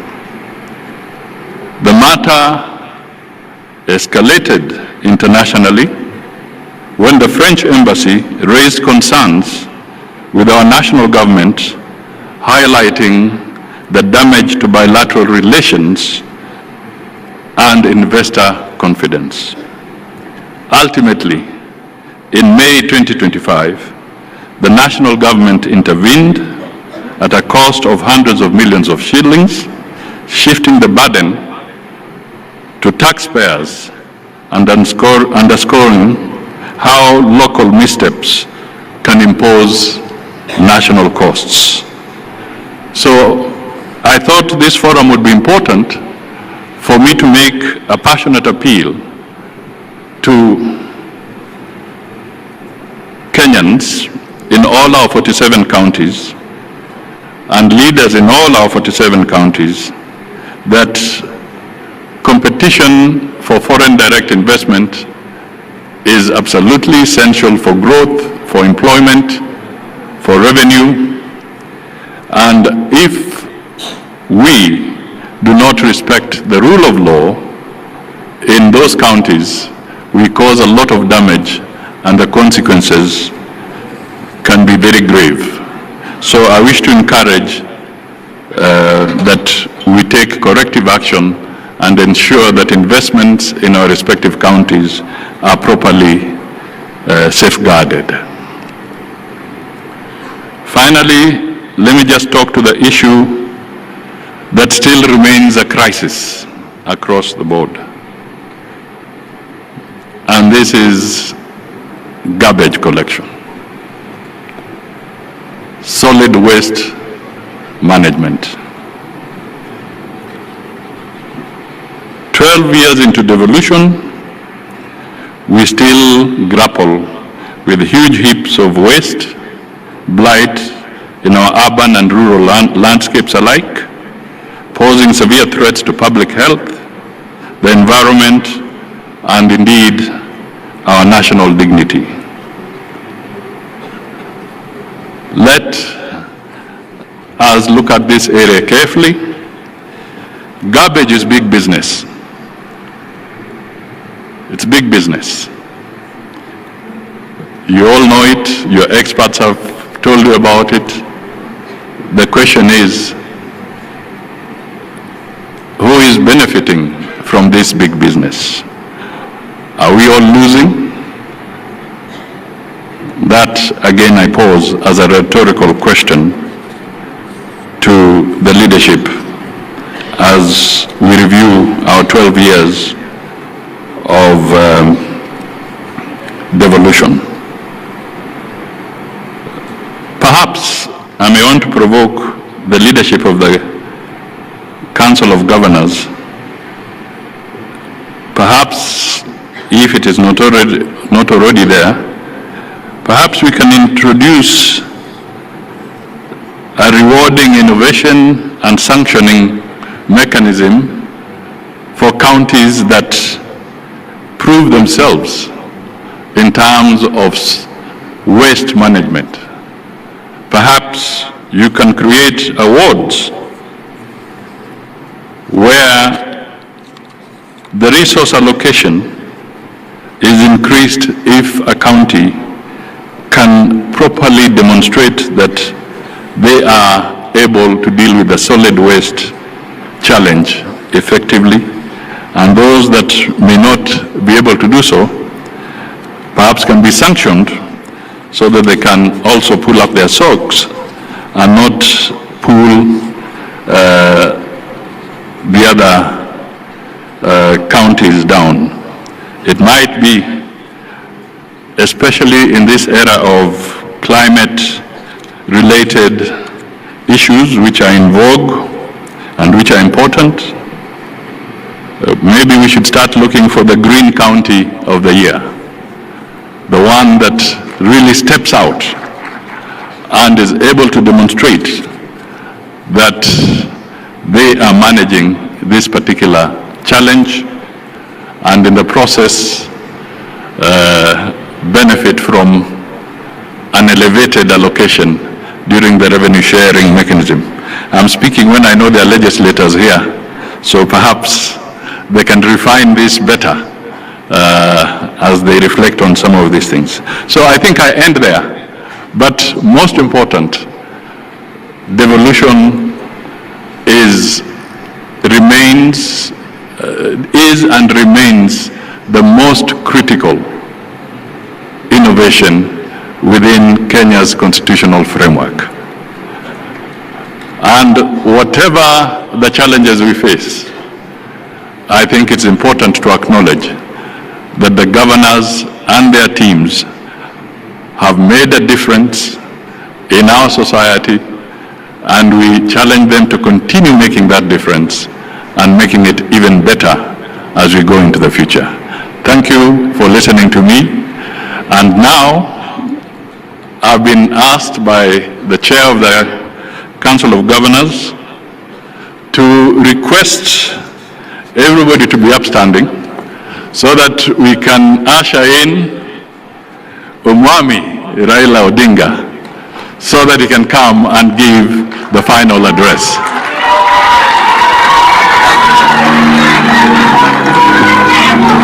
Kama kuna wimbo weka juu.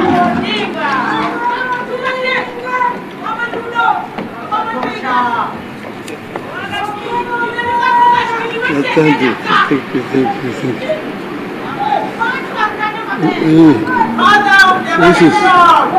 This is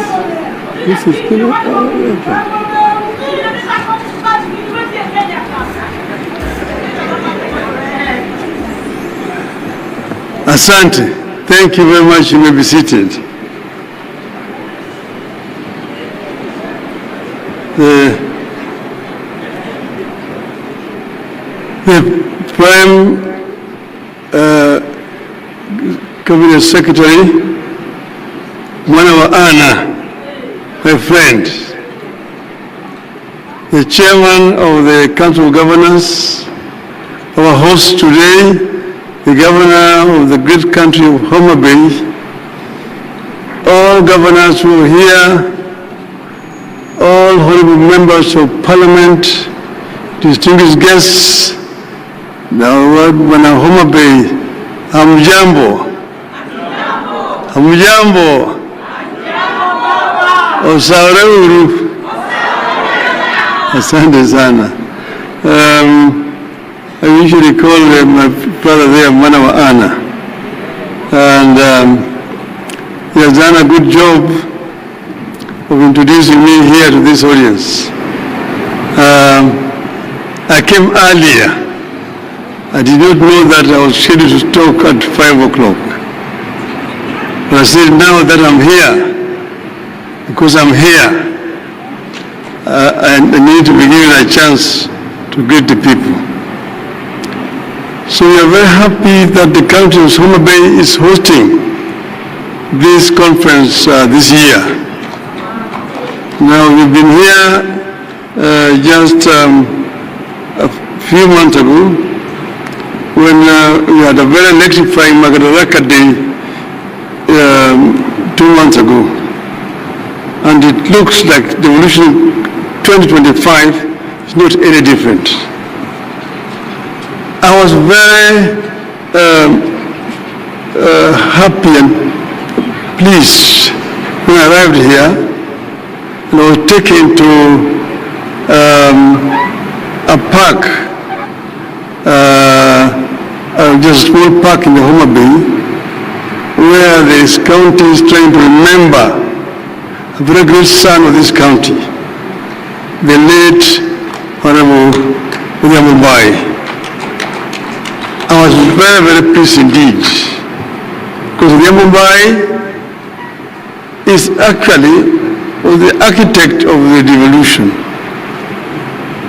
I myself was very passionate about devolution, but Mumbai had understood it much better than anybody else. So when we went to Bomas of Kenya, because I had hired him as my consultant. So when we went to Bomas of Kenya, and the debate started in earnest, and then I asked the chairman to give Mumbai a chance to address the audience. When he spoke that day in Bomas of Kenya, and he spoke for nearly 10 minutes without break. And by the time he finished, the whole hall backed into cheers, and they all cheered by and said that that gentleman should be the chairman of the devolution committee. And that is how it became, that Mumbai became the chair of the devolution committee.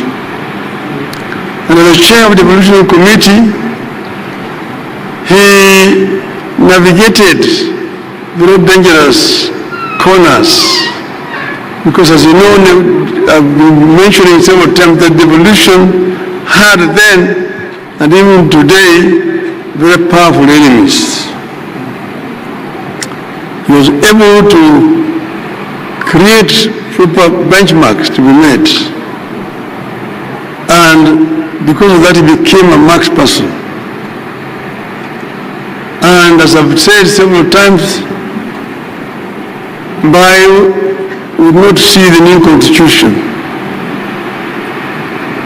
In broad daylight, in front of his children, they moved in to his house and shot him and fatally wounded him. So it is fitting that today we are here actually celebrating this day in Homa Bay, not very far away from Mbai's home, right next door here. And today I really want to make an appeal to the Council of Governors, because Mbai left a young family and wife and children. And if the Council of Governors can see it fit, that you put a kind of a fund, a small fund, you can just put in 5,000 shillings a month, that will go a long way to have a family living in Mumbai. It's an appeal. But then, let's get back to business. And let me begin by declaring a familiar interest. I believe in devolution. I believe in more, not less devolution. I believe in a balance of power between Nairobi and the counties. None should stand in the way of the other. I believe in strong county executives oversighted by equally strong county assemblies. I believe in a Kenya that sees the strength of each of the 47 counties as the strength of Kenya. But let me say, county government is supposed to be oversighted by county assemblies, not the Senate.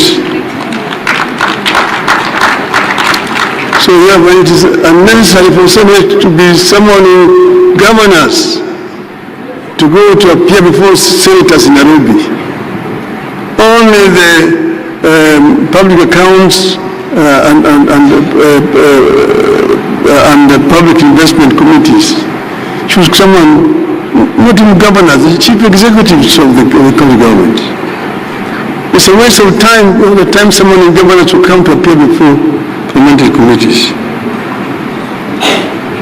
Centralism still has strong supporters, but I believe its days are in the past. Centralism comes with some bad habits. It thrives on keeping the whole country waiting for Nairobi to make decisions on very local issues that Nairobi knows little or nothing about. Devolution beats centralism at allowing local people to make decisions on local issues.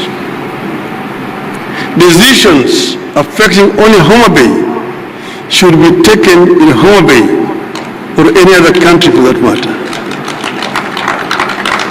Only decisions affecting the whole country should be taken by the national executive in Nairobi. I believe local policymakers bring more insight to local issues, are more likely to be more accountable, transparent, traceable, and named and shamed. But people are now looking for more than proximity.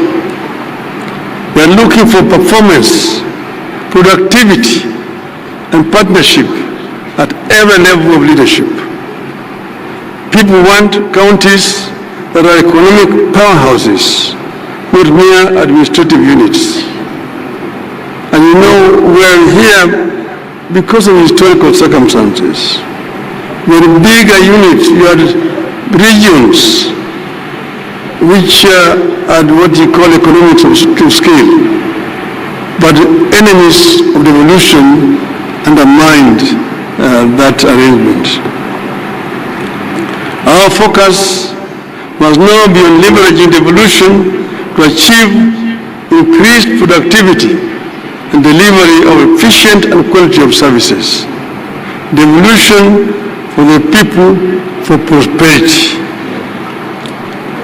People need more integration and coordination, not just between the county and national government, but also between counties.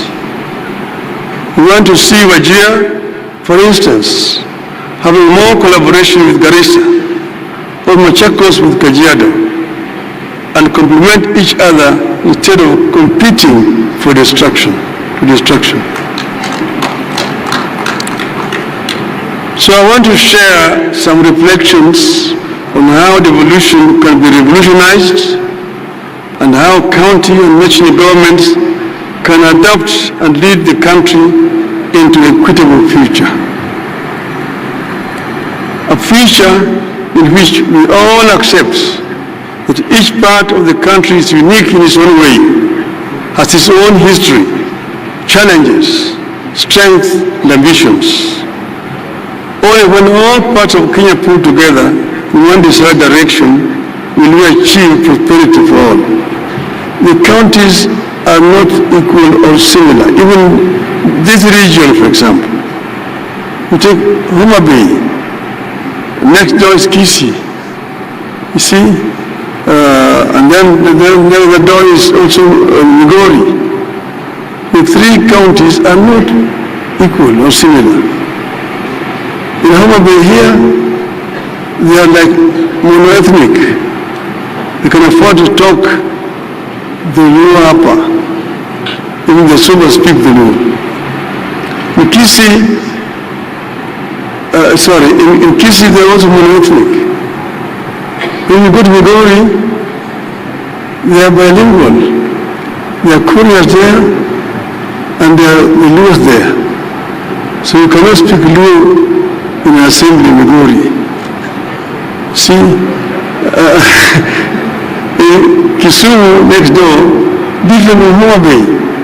When they share the lake, Kisumu has an international airport. Kisumu has a rail line. Homa Bay does not have a rail line, does not have an international airport, and so on and so forth. So counties differ. So, where are we at this stage? Devolution is a process, not an event. It is about finding a balance between national and local aspirations.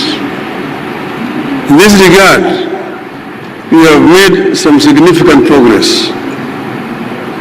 The The most important step we have made is to make it the core principle behind devolution widely accepted. The principle of doing locally what is best done locally, and nationally only what is best done at the national level. But devolution must undergo continuous review and reinvention. The world is changing fast. So is Kenya. In 25 years from today, just from today, we will be in a Kenya of over 80 million people. Look at 25 years from today, it's just a turn of the century. And today is 25 years from then. From 25 years from now, we are going to have 80 million people living in this country. The eyes of our people will be on their counties.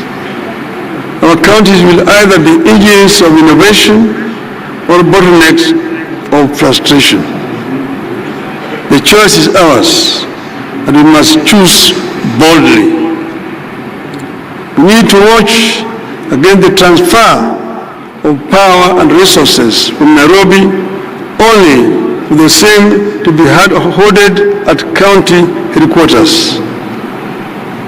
We have to continuously ensure local communities access the devolved power and resources and have the power to decide where funding goes and how the services and projects are run. The formulation of county integrated development plans must therefore be more serious and truly consultative, not mere procedures. Those CIPDs, DPs, must also be implemented to the letter with much more regular references to the people. Needless to say, we have to cut the controlling hand of the national government. We must continuously push the national government to stop micromanaging counties. We must constantly fight off the national government's instinct to hold power and resources. But let me be clear, references to national government's bad tendencies is not a call for a war between the two levels of government. In all devolved systems, getting money and power from either level is always a struggle. We have to treat the contest as an integral part of the strengthening of devolution and the reason for the two governments to build good faith. In fact, as that task continues, I want to propose that there be some incentives arrangements between the national government and the counties, through which the national government will reward those counties that deliver the best services in areas like poverty reduction, youth unemployment, and environmental conservation. We need to come up with more transparent and independent performance reporting at the counties that gives the public more access to data that it can use to evaluate the performance of their county against others. That data will enable citizens to know, for instance, where it is easier to start a business, access healthcare, do farming, move goods to markets, etc., enabling our citizens to make informed choices in their socio-economic activities. We need a digital devolution in counties. County services, from business permits to healthcare appointments, must be accessible online, in real time, and in local languages. This should go a long way in fighting the scourge of corruption that is taking very deep roots in counties. Our counties must move from being consumers of transfers to producers of wealth through county-led industrial parks, energy autonomy through solar, wind, and small-scale hydro projects, and smart agriculture hubs, among other areas powered by technology. Our Constitution clearly stipulates that the two levels of government depend on each other. That cooperation should help us to do away with, not enhance duplication that results in wastage of time, efforts, and money. Even as county and national governments cooperate, there must be more clarity on roles and responsibilities. Some confusion is beginning to creep in, and accountability risks being lost in the process. We must continue demanding that counties be granted full control over all evolved functions. But we must also demand to see what difference the counties are making in increased devolved resources and functions. At the same time, we need to bring more areas into the devolution fold. Our constitutional making was characterized by negotiations and give and take. To avoid a war, for example, with NAT, we only devolve early child development aspect of education.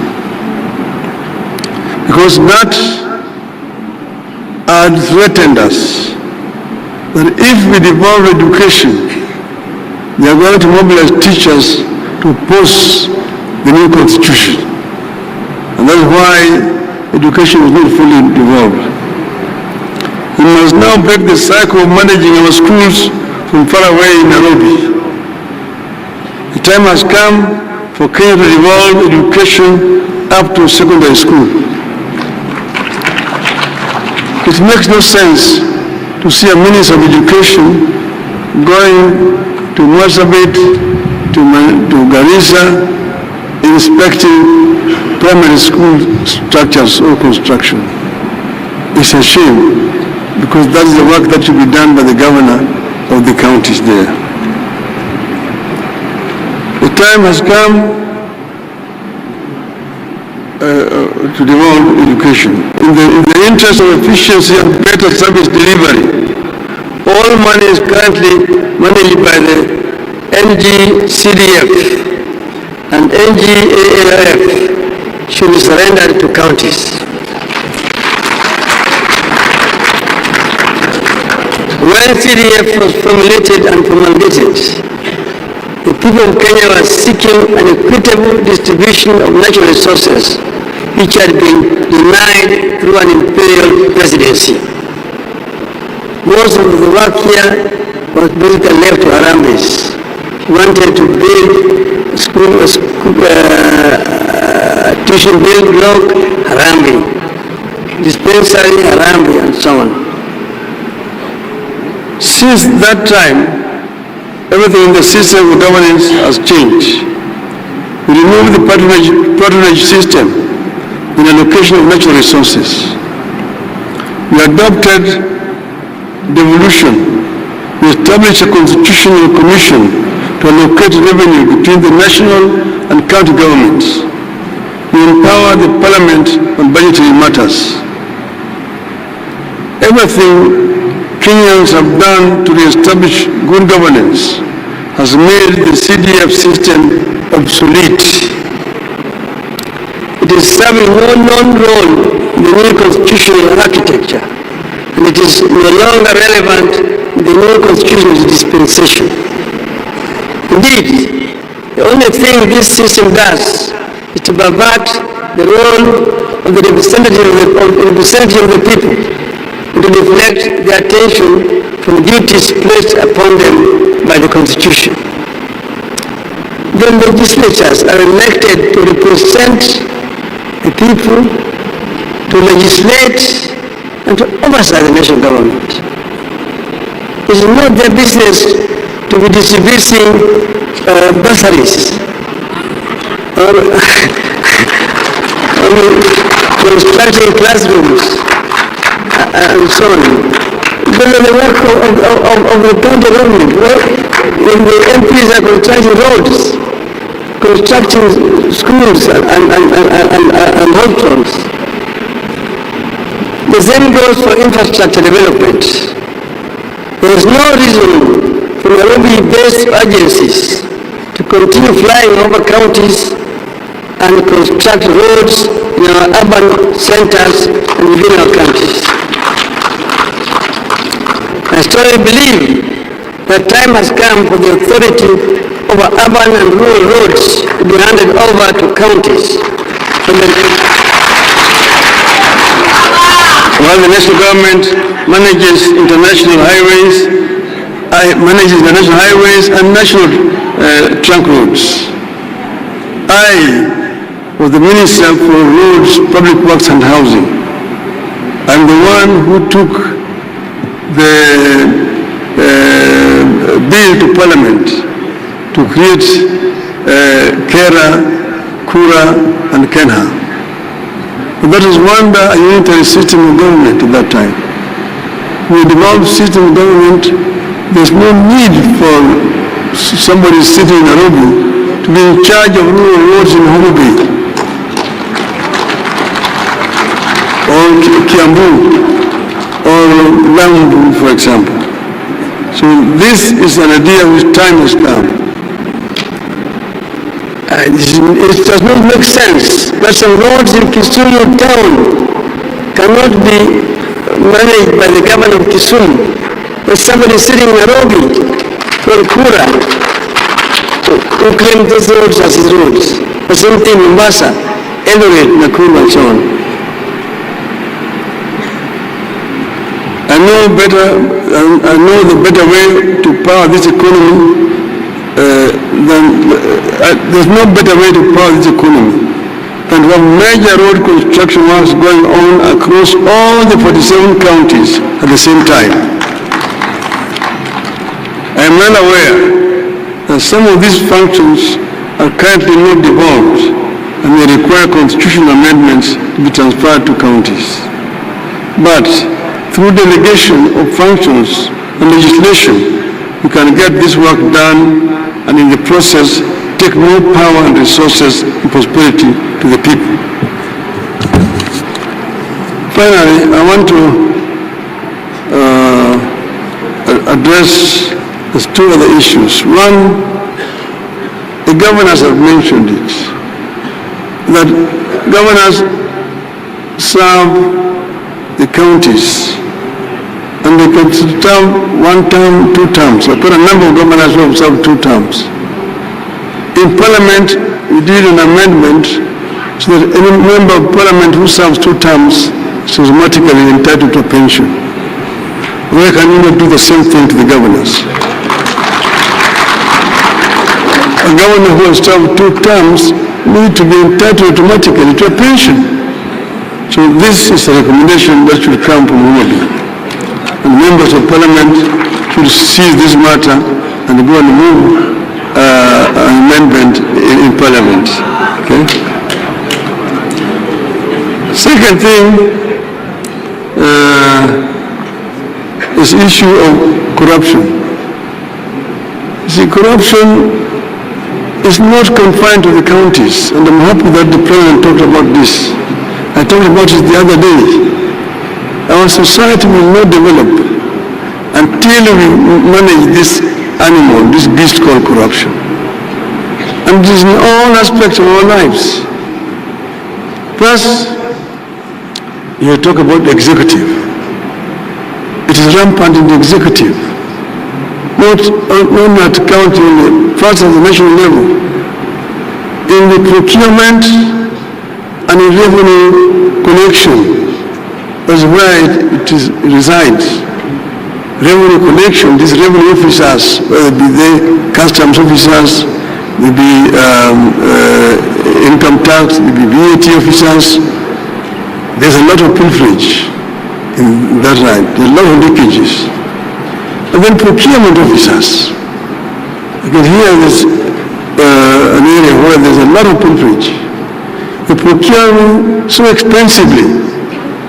You'll be told now you're building affordable housing, but at what cost? At what cost are you doing the affordable housing? Yeah? And all that eventually is burden pushed to the taxpayer. So this is an area where we need to face these enemies of our society squarely, in procurement and in revenue collection. The other area here is, and this is both at the national and at the county level. Then go over to the legislature. Again, this domicile in legislature. A lot of money was being wasted by people who should be working productively, being summoned to appear before parliamentary committees. And you find parliamentary committees sometimes saying they are cancelling this project. They are only doing that because they have been funded by a contractor who lost the contract. When there's a tender, there must be a winner. And once that, the tender has been awarded, the contractors who lost will look for the member of parliament or an MCA. Oh, the contract has been corruptly awarded. And then immediately now summon the minister or the PS to come and you want to investigate this. They shout make a lot of noise, but basically they are being paid by the losing contractor.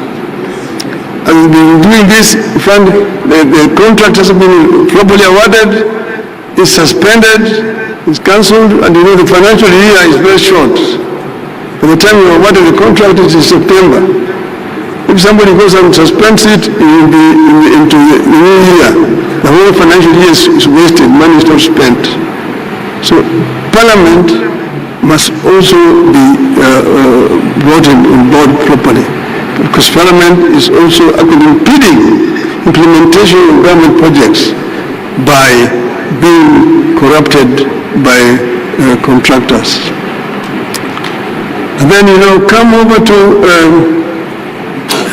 judiciary. Judiciary is also not blameless. When people tell you that I don't rather than wasting my money in hiring a lawyer, I'd rather bribe a judge and I will get whatever I want. A criminal, somebody commits a crime, when he's supposed to be arrested, rushes to court and when he goes to court there, gets an order to stop him from being arrested. So the judiciary is a major impediment also. So the corruption resides also in the judiciary. And we come down to the private sector. The private sector is also not blameless.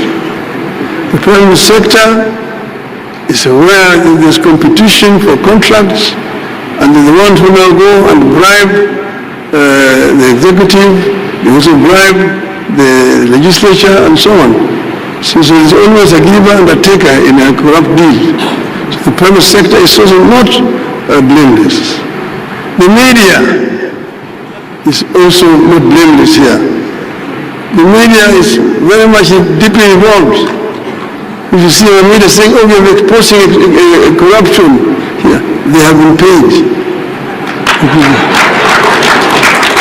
But we have done a professional investigation exposing corruption in the legislature, in judiciary, in the executive. They themselves have been paid to do what they're doing.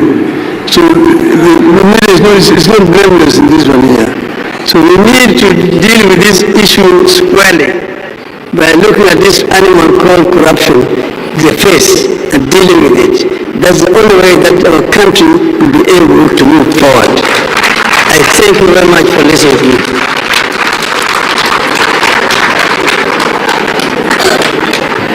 Thank you very much. Right Honorable Prime Minister, we're kindly requested to remain up on stage.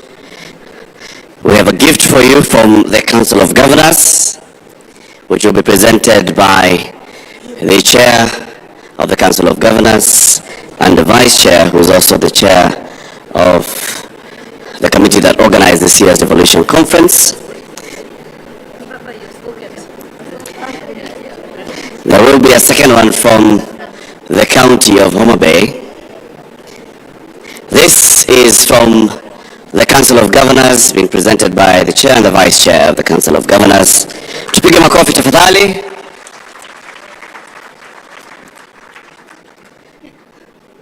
Thank you. The second gift, Right Honorable Prime Minister, the second gift is from the host county of Homa Bay. And as you can see, all Homa Bay people, please piga makofi as you present your gift to the Right Honorable Prime Minister. Asante sana. We are then going to have a quick session of photos, and I'd like to request all the governors present to please come up on stage, all the governors present to take a photo with the Right Honorable Prime Minister. Also kindly, I'd like to ask, they'll be taken outside. Your Excellency, with your permission, we could conclude with the national anthem, Your Excellency. And I do request that when you go back to where you're seated, we all be at attention for that. And Your Excellency, only Your Excellency Dr. Odinga to go up on stage for that. It is very important for our optics. Francis, kindly assist Francis. Thank you. Thank you.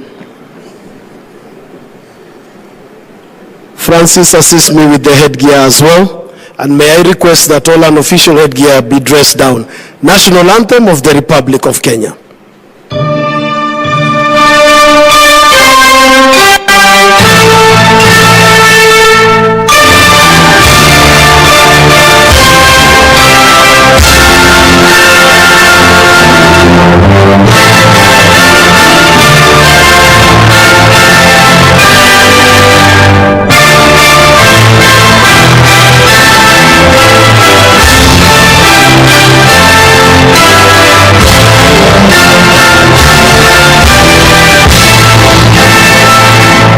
Thank you. The photo session will take place in the official photo booth as you exit. May we accord His Excellency Dr. Odinga another round of applause for those great words of wisdom.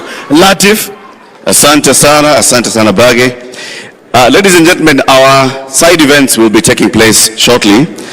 In fact, they begin immediately in all the side event tents. We have 13 side events that are taking place now. We have some side events that are taking off now in all the side tents. Please make your way to all the side events. Plus, remember, tomorrow morning we begin with side events as early as 8 a.m. So we come in for the side events as early as 8 a.m. For now, side events taking place, and they can take place until whenever the sessions decide to conclude, depending on the vibrancy of the conversations that will be taking place in there. So they take place from the main hall. This one, there's a side event that will be taking place here, and then we have tents 1 to 12. Here we'll be having the Africa Urban Lab session, Rethinking Urban Expansion, Planning the Periphery for Equity and Inclusive Growth. Please, let's attend all these side events. They are very, very important, very, very good conversations taking place. Remember, tonight at the Governor's Park, the county of Homa Bay is hosting dinner, and the governor has invited all of us to attend that dinner tonight at the Governor's Park. Tomorrow morning from 8 a.m. we begin with the side events, all of them taking place in the various designated tents. There will be 10 side events tomorrow morning. There are 13 side events taking place now. Now, if anybody has lost the keys for a very big car, and there are very, very many keys, you can look for the, you're saying they're yours. You will have to come here with a lot of evidence of what we ought to know about the keys. So let's attend the side events.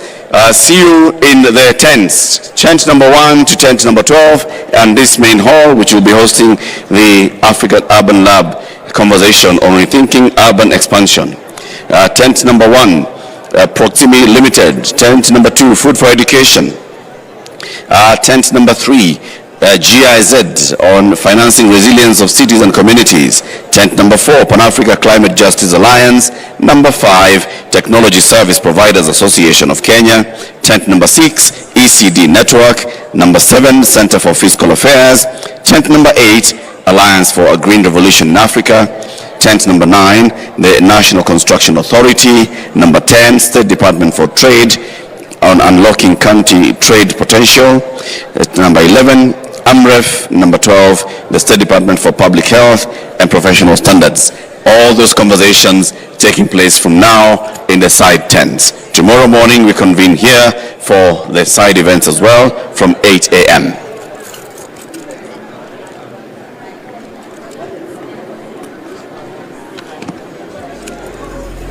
Yes, sir. What is the unique feature about the key?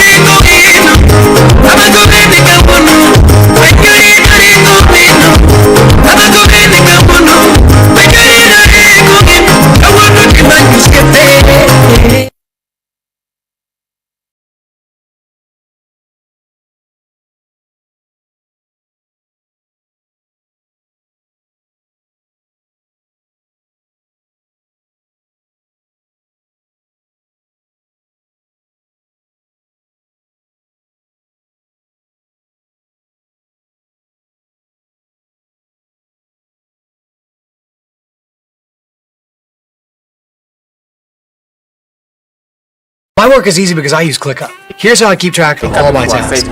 I start by brain dumping everything I need to get done. As you can see, this is one of our clients, mwenye tayari ashajenga. You too can be a part of this amazing neighborhood. Visit us today and enjoy this amazing facility. Thank you. Hello dear investors, how are you doing? Hope you are doing well. This is Lewide Enterprises Limited presenting to you Vision Gardens Phase 2.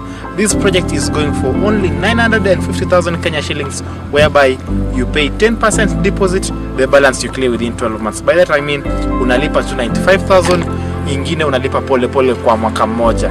And these plots have ready individual title deeds. By that I mean kama ni plot number 1 iko na title deed yake, and we do title deed at zero cost.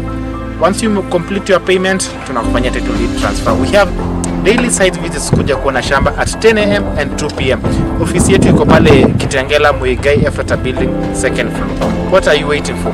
The time to invest is right now, and the way to invest is by coming for our site visit.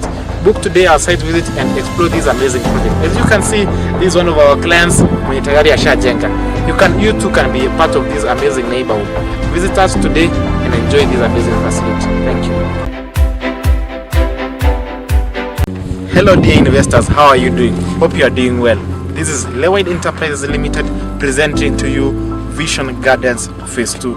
This project is going for only 950,000 Kenya shillings, whereby you pay 10% deposit, the balance you clear within 12 months. By that I mean unalipa to 95,000, ingine unalipa pole pole kwa mwaka mmoja.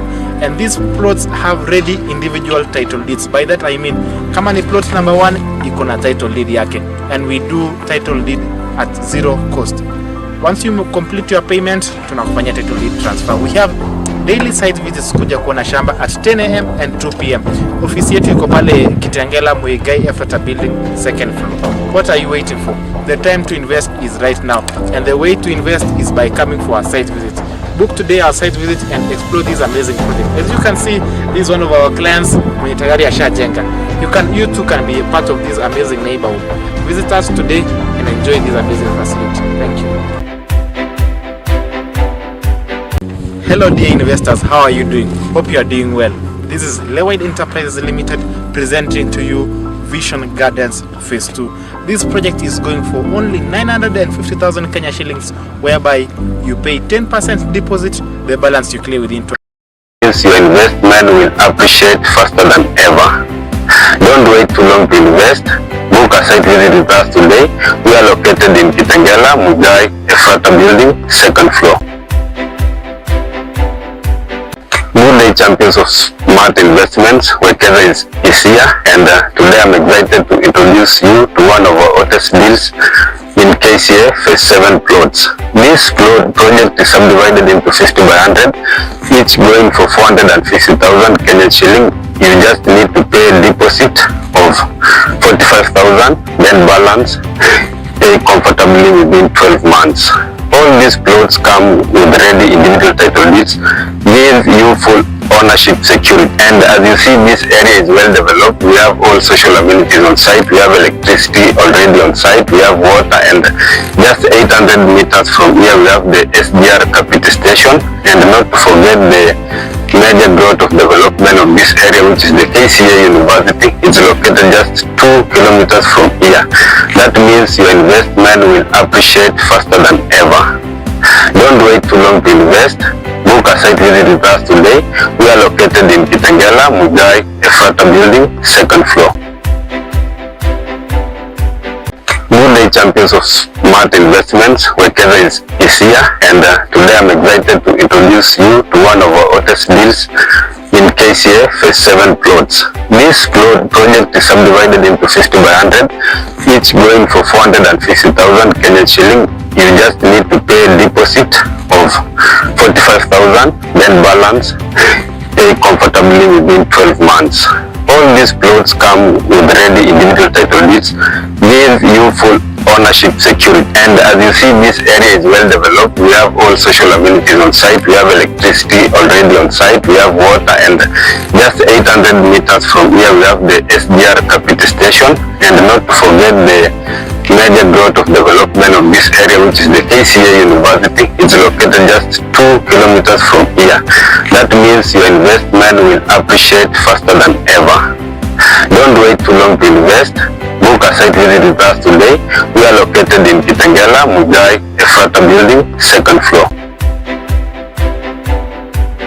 Good day, champions of smart investments. Wekeza is here, and today I'm excited to introduce you to one of our hottest deals in KCA Phase 7 plots. This project is subdivided into 50 by 100, each going for 450,000 Kenyan shilling.